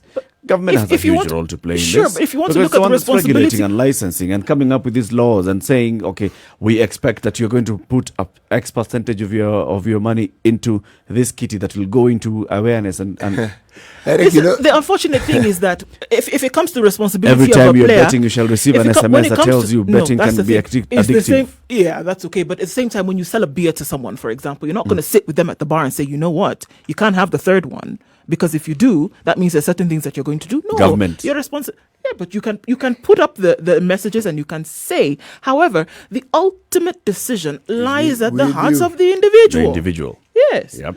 But now there's certain things that you cannot legislate for. Unfortunately, you can't. You cannot put it into law that it says, you know what, this money that you want to use to gamble the next thing, dare you take it out of your family's savings, or dare you go and ask your wife or your husband to give you that one that he or she is holding to gamble this thing, we'll arrest you. You can't do that. You know, Or before you actually put up this money, come with every form signed by everybody around you who says they have okayed. And when you're doing it on your phone, there's You going to be a inve- pop-up you screen that says, investing this actually, money. you need to be sure that this money is only the leftover that you have after having saved, pop-up invested, I and taken support, care by of the it. way. I mean, I pop-up I support. Just the same way we have that kind of huge branding on the cigarette packs. A pop-up I support. The role, the responsibility of the investor and government is on awareness creation. Right? And awareness creation is that for any new person who's entering into this and they have not maybe factored in or thought about the likely impact, negative impact of what they are participating in, they need to be made aware. You shall have those kind of warnings. That's why you have all those warnings. Cigarette smoking is harmful to your health. don't drink and drive. Don't drink kind and of drive. things, All right? those kind of things. And the cigarette packs that now we have in the smoking in the so what, Tobacco Control Act. what label then should we have from Government can come. Wakando? Because they are far more harmful to the Here our you were family's thinking that he social was going setup. to. Here you were thinking that he was going to support a pop-up, and then he brings something. Yeah, what label? Because the damage. If you're talking about, There was a communication that came out from the National AIDS and Control Council that had that kind of thing about Mpango wa Kando, the completely always visible messaging. you see, they were talking about disease and how disease can decimate a family. I'm talking about the financial. I'm calling financial impropriety because you're diverting money that was intended for your family to a source. That yes, gambling gives you pleasure. So does the Mpango wa Kando. Okay, so all I'm saying is, if you want to cast this moral net, Cast it wide. please cast it wide and cover as many things as you possibly can. As they emerge. Yes, and bear this in mind. Now, this is the label. Remember, cigarette As they smoke kills. emerge. This is what that. Not only is the choice yours, but you cannot legislate morality. Well, no, let me be honest. You can try to legislate it, but how do you enforce it You exactly? cannot enforce You can't enforce legislation on morality. All right? Yes. The same way you were saying, you cannot enforce and say that before you buy this particular cigarette, let's check. Let's go and get tested. Check your lungs are fine. Oh, why? How many cigarettes have you Time you taken do a that, day? You cannot do Judas. that. What you're going to do is have that information, awareness creation. As you do this, bear in mind, in case you did not know, these are the likely effects of cigarette smoking. All right. Gambling is also the same. addictive. If we Gambling is addictive. That kind of messaging. And I think the betting companies were all ready to do that. So the all ready to Ministry say, of okay, Social so Services should also have an arm that deals. Same story. I'm talking about Mpango wa Kando. Says the sort of Mpango wa Kando that is actually useful to you yes, is one who has this sort of education, the one who has a job. those adverts with Jimmy Gathu coming there, wachana na mpango wa kando. Wasn't he calculating? Okay, how much have you sent? This is how much you're spending on mpango Yes. wa kando. And did it stop? No. I mean, you tell someone this is what No studies were it's like. conducted. People who are committed to having a drink every evening. You can eat ugali and sukuma wiki for the whole year, but he's going to go He's and going have to his drink. have his drink. Now, this is why they say it's drunkards who give drink a bad name.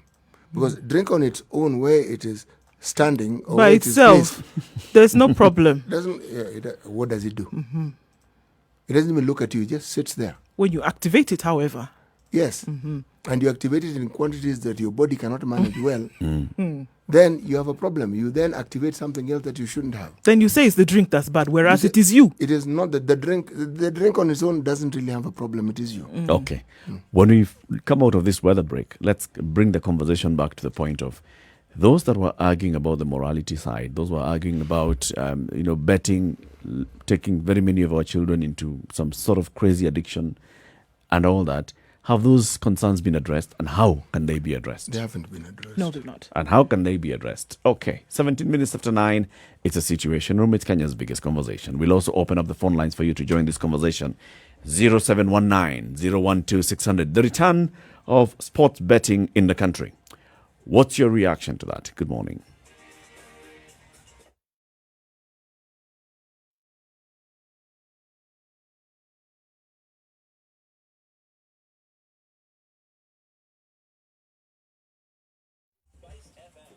It's clouding up in Nairobi. Now, mostly cloudy conditions at 17 degrees, likelihood of rain in the afternoon with highs of 23.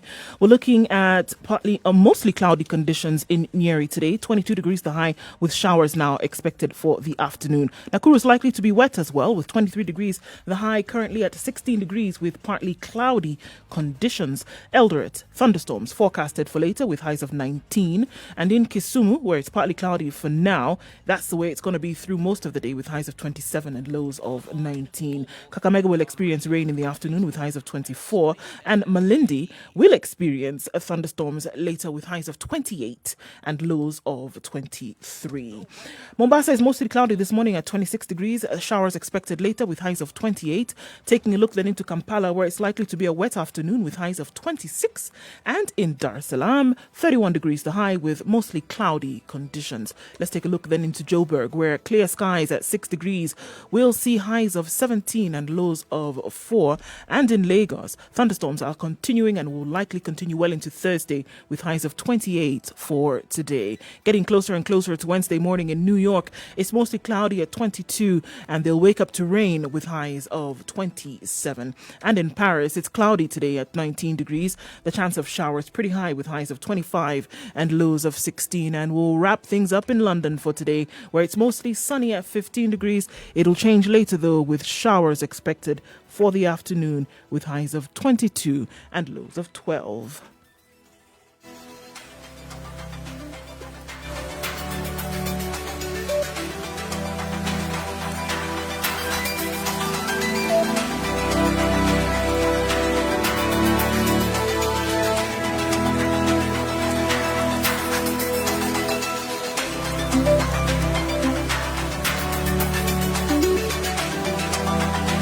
Past 9. The conversation continues. 4:30 in the country. The president signed the finance bill yesterday, and in that bill, the controversial 20% tax on income for 4:30 has been removed. So now the gaming companies are going to come back.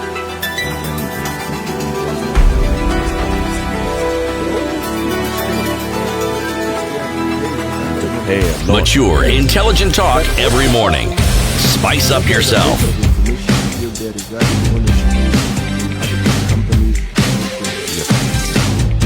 This whole drama, and I'm calling it drama, seem to have pointed towards what we call a shakedown. Okay. In order for you to come back, I'll remove this thing. Even I know it's ridiculous. We'll remove it. But you know. But now that we have an understanding. The Ugandan word. What's in it for me? Are you, yes? So Are you willing to allow? I am willing for you to come back. In fact, you can actually come back. So let's do this. But before you actually come back. Can we talk about? Yes, let's talk about. But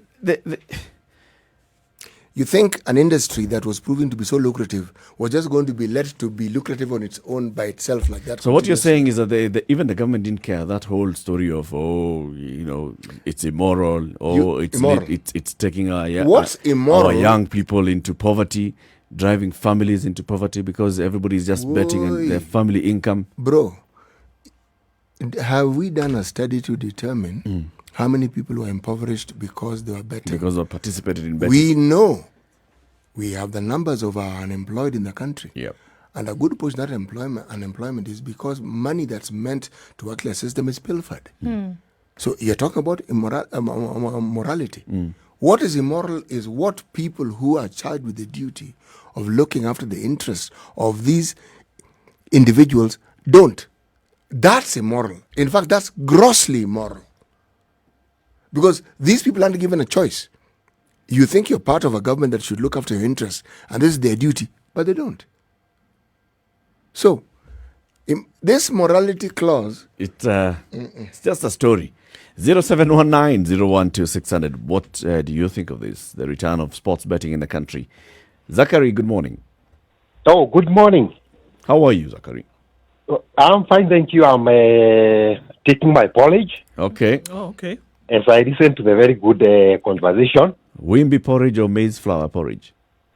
it's a mixture of, I met a certain Lujay woman, and she put in their groundnuts and everything, yeah, cassava, everything, yeah. And Groundnuts, cassava. Yeah. Actually, very nice. Very nice. That is why I found the essence of mentioning to the nation that I'm taking that now, yeah. Very good. Sure. Now, sport betting returns to the country. Say hi to Mr. Instructor there. Mr. Instructor. AKA Mwalimu.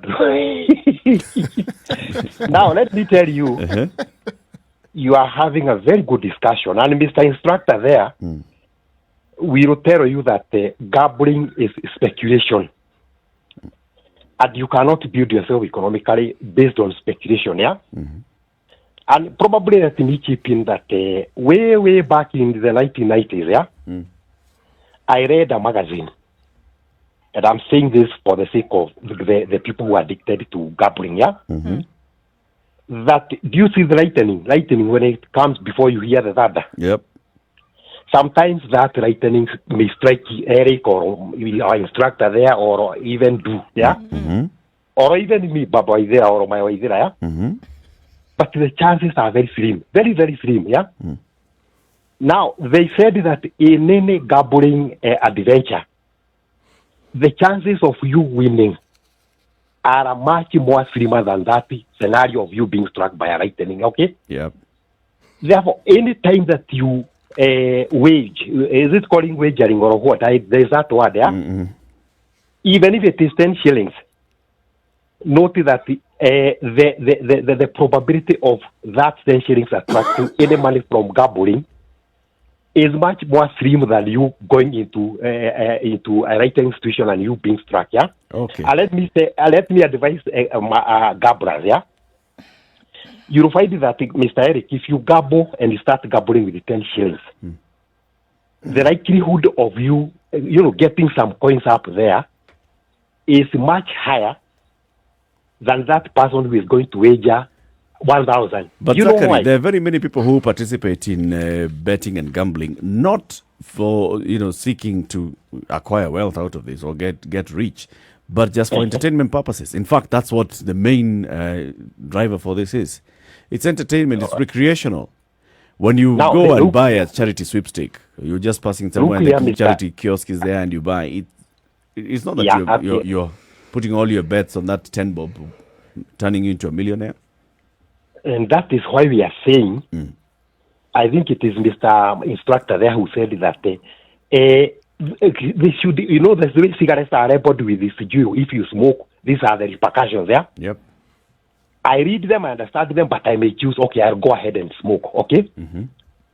Because of the satisfaction that I get out of it, yeah? But I know that I have been for one there. Now, the gambling industry should be regulated such that if I decided to go into it as a sport, it's my funeral, yeah? If I decide to go into it so that I'm gambling, I'm telling Mama that I'm going to gamble, and therefore you can watch the Suria's clean, I'm very sure I'm going to come back with the Uga and Patubo. This it's a choice you make. So you're calling for regulation, tougher regulation on gambling and sports betting. Definitely. Tougher regulations in very simple language, yeah? Okay. The people who gamble should be made to understand what is really in because it is addictive, as our instructor there said, yeah? Okay. Got your and point. I'm wishing all of you good day. Enjoy your porridge. Thank you, Zachary. Thank you. Brian in Nakuru, good morning. Brian. Okay, thank you for this morning. Okay, Sports Better is coming back, and we are, as we check how things are going right now in the area, the first thing they were removing gambling is because of their addiction. Guys were getting addicted, and guys were putting in their hard-earned money for and they are going to try their luck. in the essence of getting more. Okay, me, I have done gambling. You think putting 20 shillings can bring in back, but in the long run, you're putting in 20 shillings, 20 shillings, 20 shillings, and a day. You can put 20 shillings around like 7 times, and that is me. So how many people around my community in a population of around 50 guys, let's say in a population of around 3 people and 1,000 people who are gambling, and each and every one of them is putting around 140 shillings and none of them is winning. So it was a money-making venture for the farms, and if they are bringing back spot pesa, let them bring back even the small machines, the token ones, because we were like, it was the local person benefiting from that. It was a business for the local person gambling. Okay, thank you, Brian. Paul Kinyanjui in Makueni. Yes, good morning. Good morning.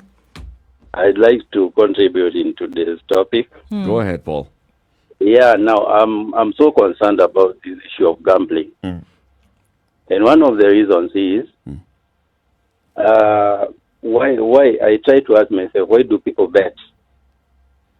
And one of the reasons why there is so much betting, despite it being addictive, to me, when I look at it from a social scientist point of view, is a sign of, in a way, idleness. And I think what best more is what should people do as an alternative. Okay. So if we had good governance and we had resources, if there was water for people to carry out irrigation and information on development in other areas and structure, we will not see this kind of betting that goes on. Okay. Now with what we have, because sport betting is back, I mean, it's never really left. It's just that now the requirement for 20% excise has gone. Okay, we've lost Paul. Maybe he'll call back to respond to this. Geoffrey in Mombasa, good morning. Good morning, ladies and gentlemen. Good morning. Good morning. Well, I want to concur with the city that this is an immoral activity that we are letting it back to our country again.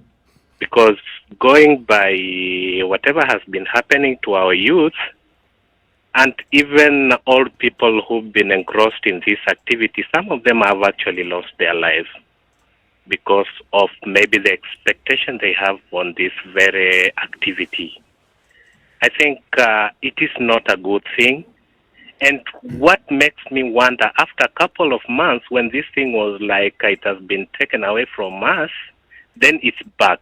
Whose interest has been taken care of? That's why now this thing is back to us. I think we need to ask ourselves as a society, indeed, with the big number of youth who are jobless, and they are meant to believe that by gambling you can make your life out of it. What kind of society are we actually bringing up? People who not even work hard, people who not even care about how they get their resources and even be able to account for it, so how they got it. Geoffrey, are you saying that it should be banned completely? It has to be banned, actually, because what is the logic behind it? Entertainment. The really logic behind it, I don't understand it. Okay, Geoffrey. Trevor, good morning. Morning, how are you? We're well, thank you. Where are you this morning, Trevor? I'm doing well. Where are you? I'm still stuck in Kisumu. You see, our dear president refused to open the borders. I don't want to smuggle myself. It so is Corona. I'm law-abiding at the moment. Okay. Yeah, and now Corona issues, now you add on betting, now we are adding on top of another catastrophe in the waiting. Though, I don't know, I think people are worried more about sport pesa because of its, the way they marketed themselves. Because at the moment, there are still betting companies still running in the country, yes? Yes. But this particular one, this was the mother of them all. And there's a possibility when they come back, if they come back, the market share that they had, they can get it, say, in a month at most. But most people fell prey to betting because of either greed.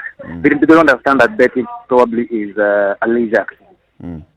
and you cannot tell somebody in the youth, once somebody wins, say, a jackpot of 100 million, and they are the poster child of betting, everybody else in this Instagram life, everybody else wants that glam life, and that glam life comes with money. Yeah. And if you're told you can actually put in 100 shillings and get 100 million, what will prevent you as a youth who wants that life from putting that 100 bob every weekend just to try and level up and get that money?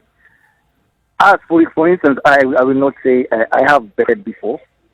We probably had some other different way of doing it because it was for fun.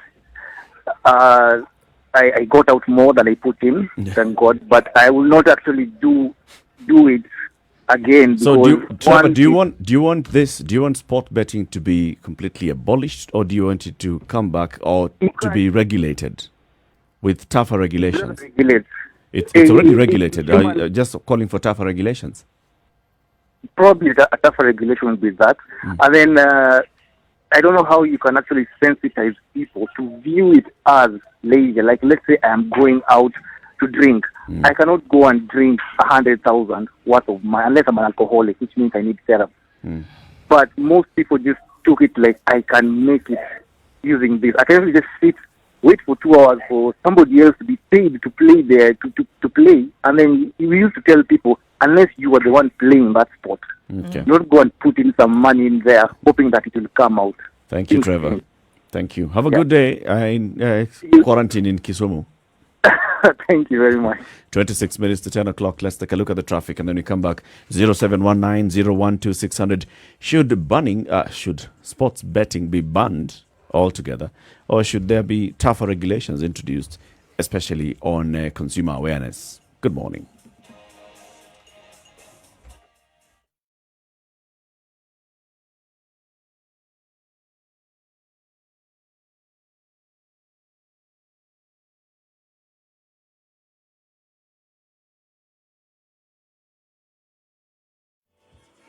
All right, rope-tight traffic is what we're experiencing on Juja Road this morning. For some reason, everybody in and out of the city today, and so it's affecting traffic. Jogger Road seems to be loosening up just a little bit to be able to get into the CBD now with no issues. Mombasa Road also opening up, as well as Thika Road, so officially out of traffic hour. And from now, we see that it should be easy street in most parts, unless anything does jump out at you. Seem to have been able to manage it pretty well for a Wednesday morning. SpiceFM KE, and that's how you can reach us on Twitter, even after this, as we continue to see what happens on the roads. And we expect traffic to pick up later on in the day. But for now, seems we're all good to go. Online, mobile, and on radio. Twitter at SpiceFM KE.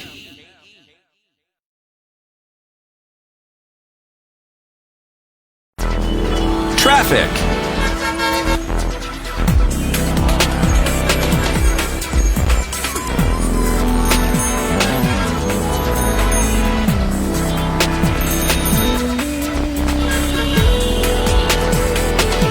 So let's get some things straight.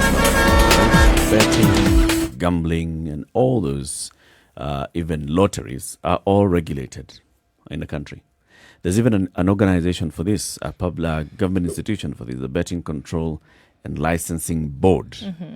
If you want to participate in any of these kind of businesses, you must go to them, and they're the ones who will license you. They are the regulating authority. So, regulation is there. From Kitambo, from the days of just the Kenya Charity Sweepstake, to the days of winning anything on radio. You know, you've participated in a competition and you're winning on radio. You've sent in, you're buying whatever product, and you put in that small slip and you send via post office to the company, and you stand a chance of winning a Fiat Uno or whatever kind of car or whatever. It was all regulated, and it still is. So even sport betting is regulated. Of interest, you see, what we're discussing is what are the consequences of this information age that we're in. Even casinos were in existence from the earliest times. But when I say consequences, what I mean is this.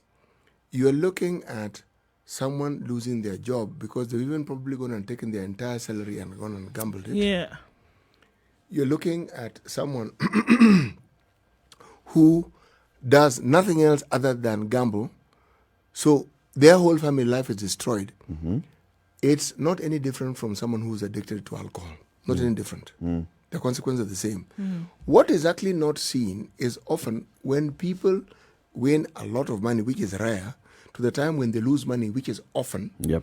What then eventually sets in is somebody gets depressed. Mental disorders set in. Mentally related conditions set in. Because you find yourself in a position you didn't need to have been, but you're in, and you honestly don't know how to get out. Now, these are some of the social ills that we talk about, but because it isn't looked at in detail as to why it is, we simply react to it. For instance, many churches condemn drinking. Some actually go further and condemn alcohol and say, pombe, okay? Why? Because they have seen people who've indulged to the point of being addicted and they've seen the consequences. They're not counting the numbers. So it's actually not the thing that they're condemning. It is the action that comes as a result and the consequences. Yes. And the condemnation is supposed to be preventative because you're saying, if we don't condemn this thing now, it might be widespread. And what we've seen, we don't like. So that it doesn't get there, let's put a halt to it early.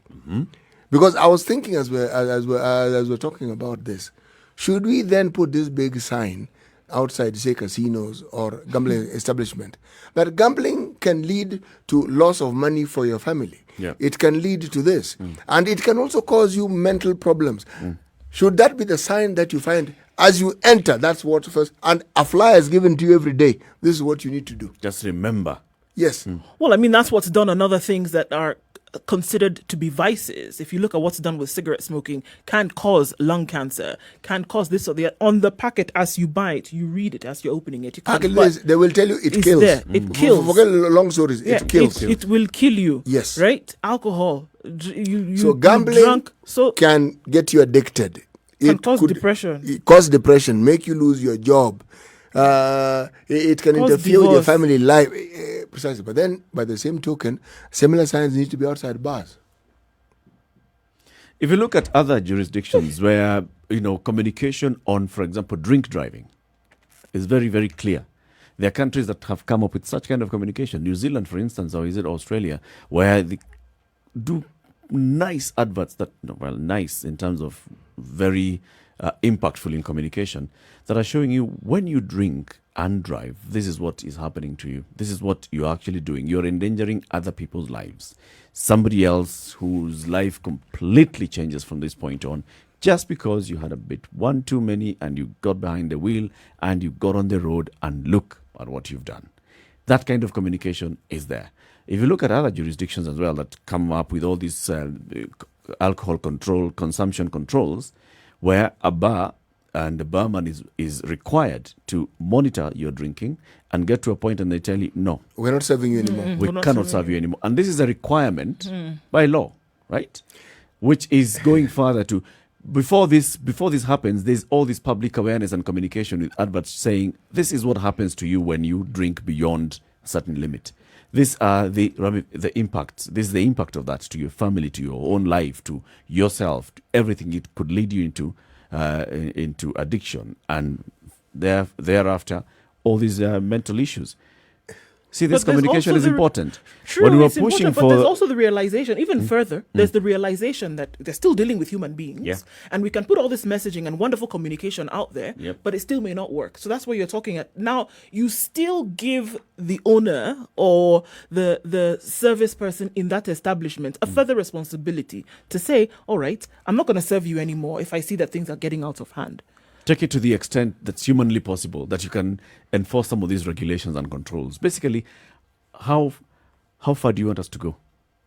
If we are saying that we shall go even to the bar and have communication at the bar, and then say that the bartender shall have this responsibility over you, and after that, when you get out of this pub, if you're getting into a car, there's somebody who's required to check, are you driving? No, you should not. You're not fit to drive.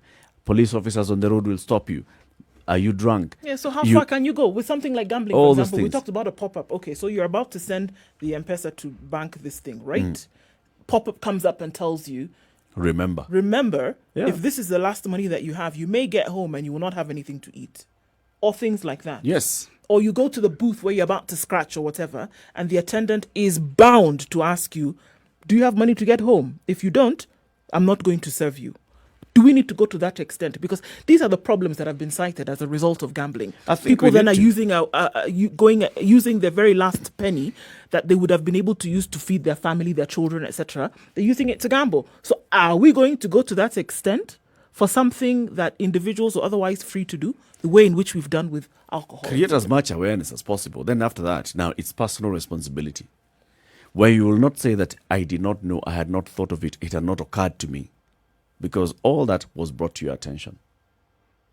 And then you are left now to make your judgment. It's individual personal choice and judgment. But when you've been fully informed. But you've been informed. From the very beginning, you know. And and you keep being informed. So the thing then is not necessarily to ban any of these things, but the thing that we're looking at is that then make information widely available to everybody so that they can make decisions. Because if you ban it, you're just giving look, ban it, people will do the opposite. They'll find a way to do it. All you've done is you've taken it underground. That's all you've done. You've created a black market. That's all you've done. So banning it, I don't think from it. And you will not, exactly. Banning is not a solution to this, because people will still, because the thing they say the thing that is forbidden is the one that is sweet, Abi. So now you want to ban it, and then people are going to find a way to do it and put themselves into further danger. So you want to leave it out there, then make sure they're giving them all the information they need to then make responsible decisions about this, because you're not going to throw somebody in jail for using their last penny to gamble. The Americans tried this with prohibition. Banned alcohol. Yep. Now let's drink. And yet, just across the border in Canada, they were distilling it. Al Capone happened. Paul Kinyanjui is back from Makueni. Paul. Yes. Yes, we got cut off in the middle of a conversation. And yes, I think I'm the one who was asking you this question that we were just discussing now. Do you want it to be completely banned, or do you want tougher regulations? Okay, maybe my position would be, if you look at gambling, one thing, it has employed people. I think one of the areas that we may be losing the point is, if you look at the current generation and the people we are having, when did they first interact with gambling? Those of us who are there in the 80s and the 90s, gambling was still there. But one thing that has happened is that gambling has been inflated by technology. That's one thing we need to admit and understand. Then during the current times we are having, we cannot just look at billboards and imagine that billboards should be the only ones to control gamblers. We have those of us who are brought up in responsible environments, we know very well that parents and guardians were concerned about our discoveries and the things we are interacting with. So one thing is that apart from the regulations, there is need for serious parenting. If you look at unserious growing and building of morals and values in society. Okay. Yeah, we cannot. I can't say that it should be banned or stopped. It's all about making choices. Okay. Thank you, Paul. Yeah. Thank you, Paul. Let's move from Makueni, go to Nanyuki. Stan is in Nanyuki. Good morning. Good morning. How are you, Stan? Yes, Should betting be banned or more strictly regulated?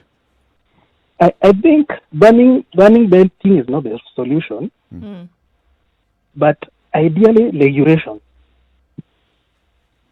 Basically, the reason why betting has become such a big problem in Kenya is the use of mobile money for payment. If you look at other jurisdictions, basically you have to use your credit card, or you visit a shop so that you can go and place a bet. But in Kenya, it has become so much easy to place a bet that using your mobile phone, you can create an account, and then from that point, from the comfort of your seat, you are able to. So what do you want? You want that to be regulated and changed? So, yes, that is why we need the regulation. So you're saying if you make it more difficult for people to access this, then the decision... Introduce barriers. Yeah, so they wouldn't make a decision to go ahead and gamble. Exactly. Because when now it becomes for a problematic person who is already becoming addicted, and it is that easy to place a bet, then it becomes very difficult for them to control themselves. We hear you, Stan. Because once it is an addiction, it is very passive. Thank you, Stan. Let me move to Kisumu. Osmond is in Kisumu. Good morning. Good morning, Eric. Lucky, Eric, Ondu, and CT. Good morning. We are fine. Okay, I wanted to say something about this control of betting, or I'll be removing it in total. Yeah, what's your opinion? My opinion is, even if you remove the betting farms, the radio stations, Maisha and the park, they have come up with an circumvented, and they're bringing us some funny betting. In fact, taking our money. Somebody wakes up in the morning and says, "Nani alivisa Jesus Christ? Iko shilingi 5,000." Unatuma message. Message yako, you are not charged even a single cent. Then when you reply, you are told you are about to subscribe, charging 10 shillings by SMS. Well, so, some people like me understand. Are you saying that all these should be banned? Because all this is betting. They should, because they take your credit unawares.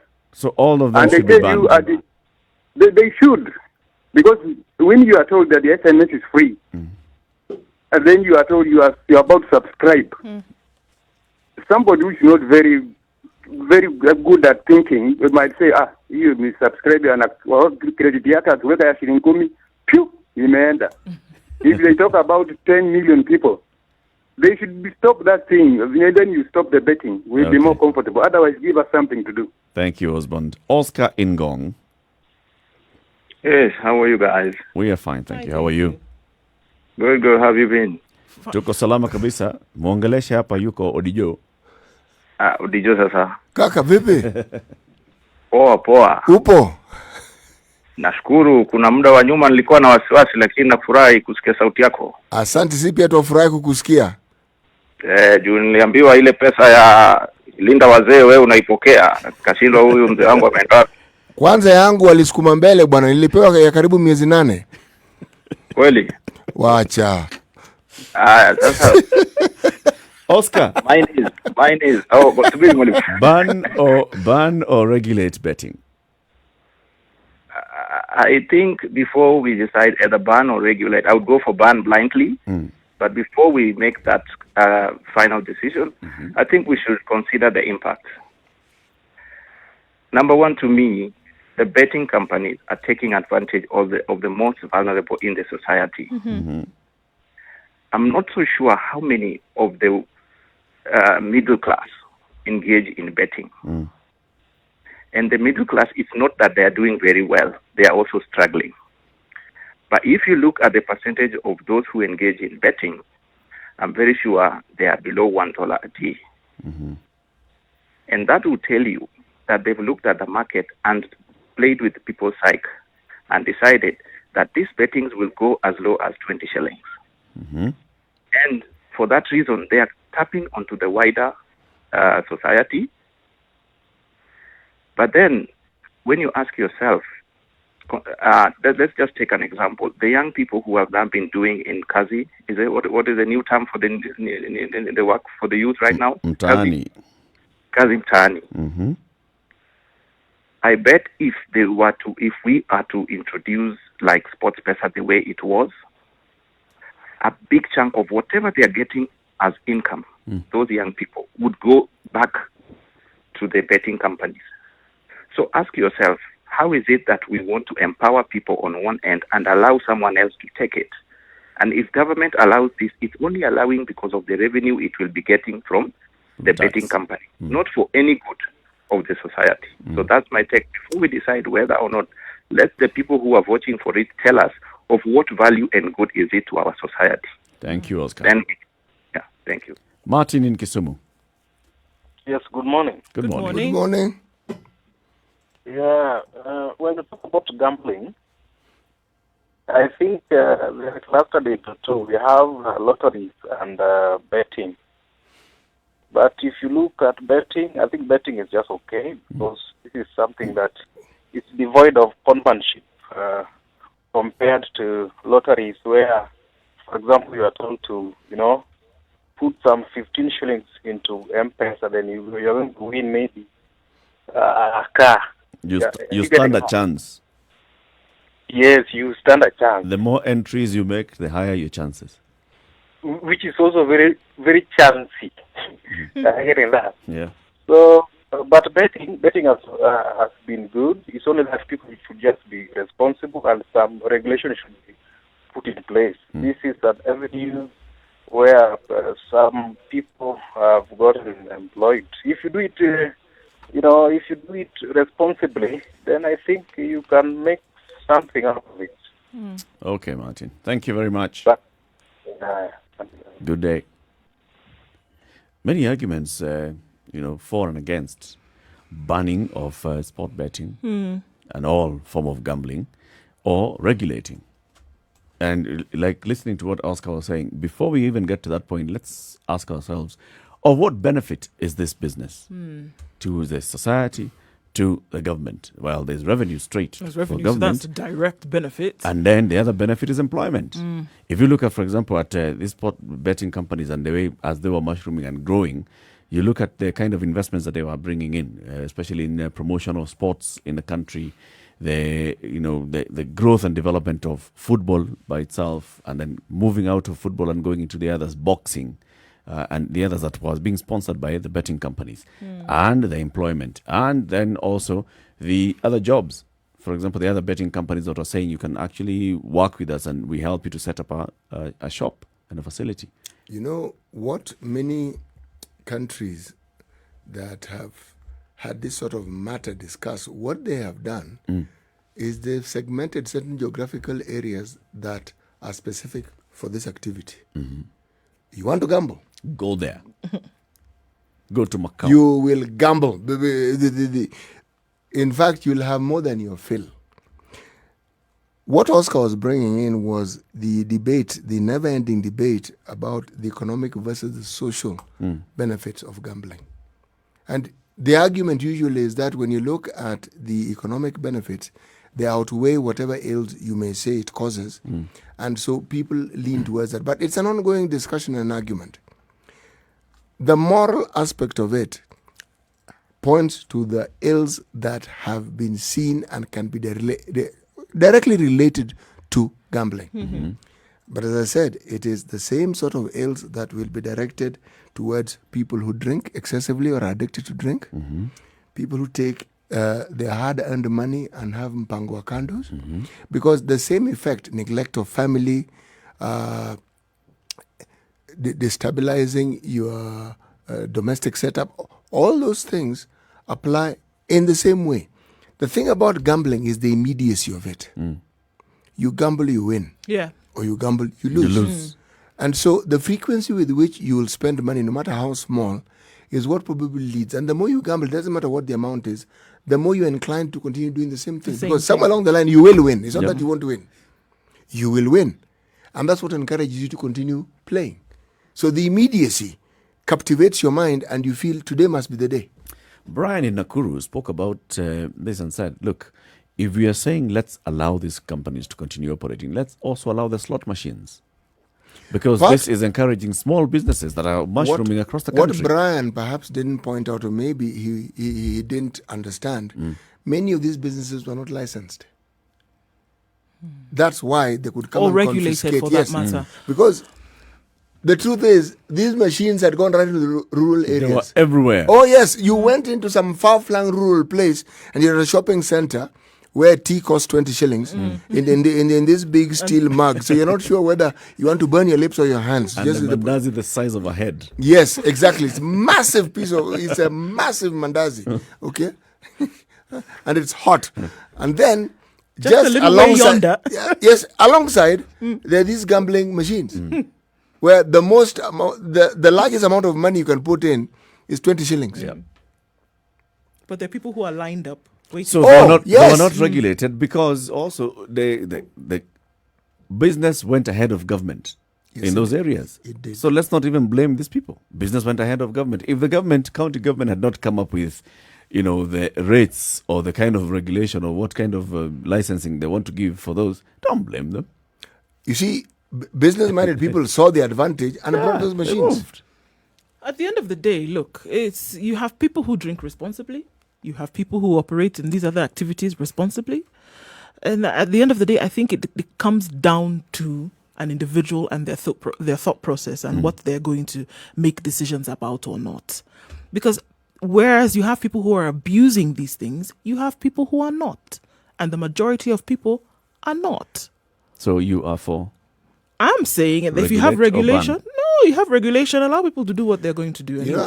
You can actually understand why they're saying what they're saying. Because using the example of what I actually saw, someone came and parked a motorbike, came out, put 20 bob. He's supposed to be working. Nothing happened, put 20 bob, just left, went on his motorbike. And were they waiting for someone? So were there for half an hour. The guy came back again. So I assumed he had taken some passengers, had got another 40 bob, came back. Hey, whereas maybe that 80 bob could have bought something for his family. The end of the show. Join us again tomorrow, 6 a.m. to 10 a.m. for more interesting conversations. Again, reflecting what's happening locally and across the globe. As we finish today's proverb. The road doesn't tell the traveler what lies ahead.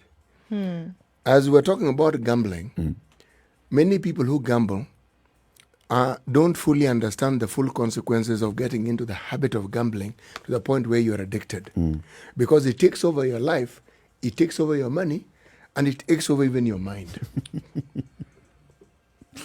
That is the road ahead.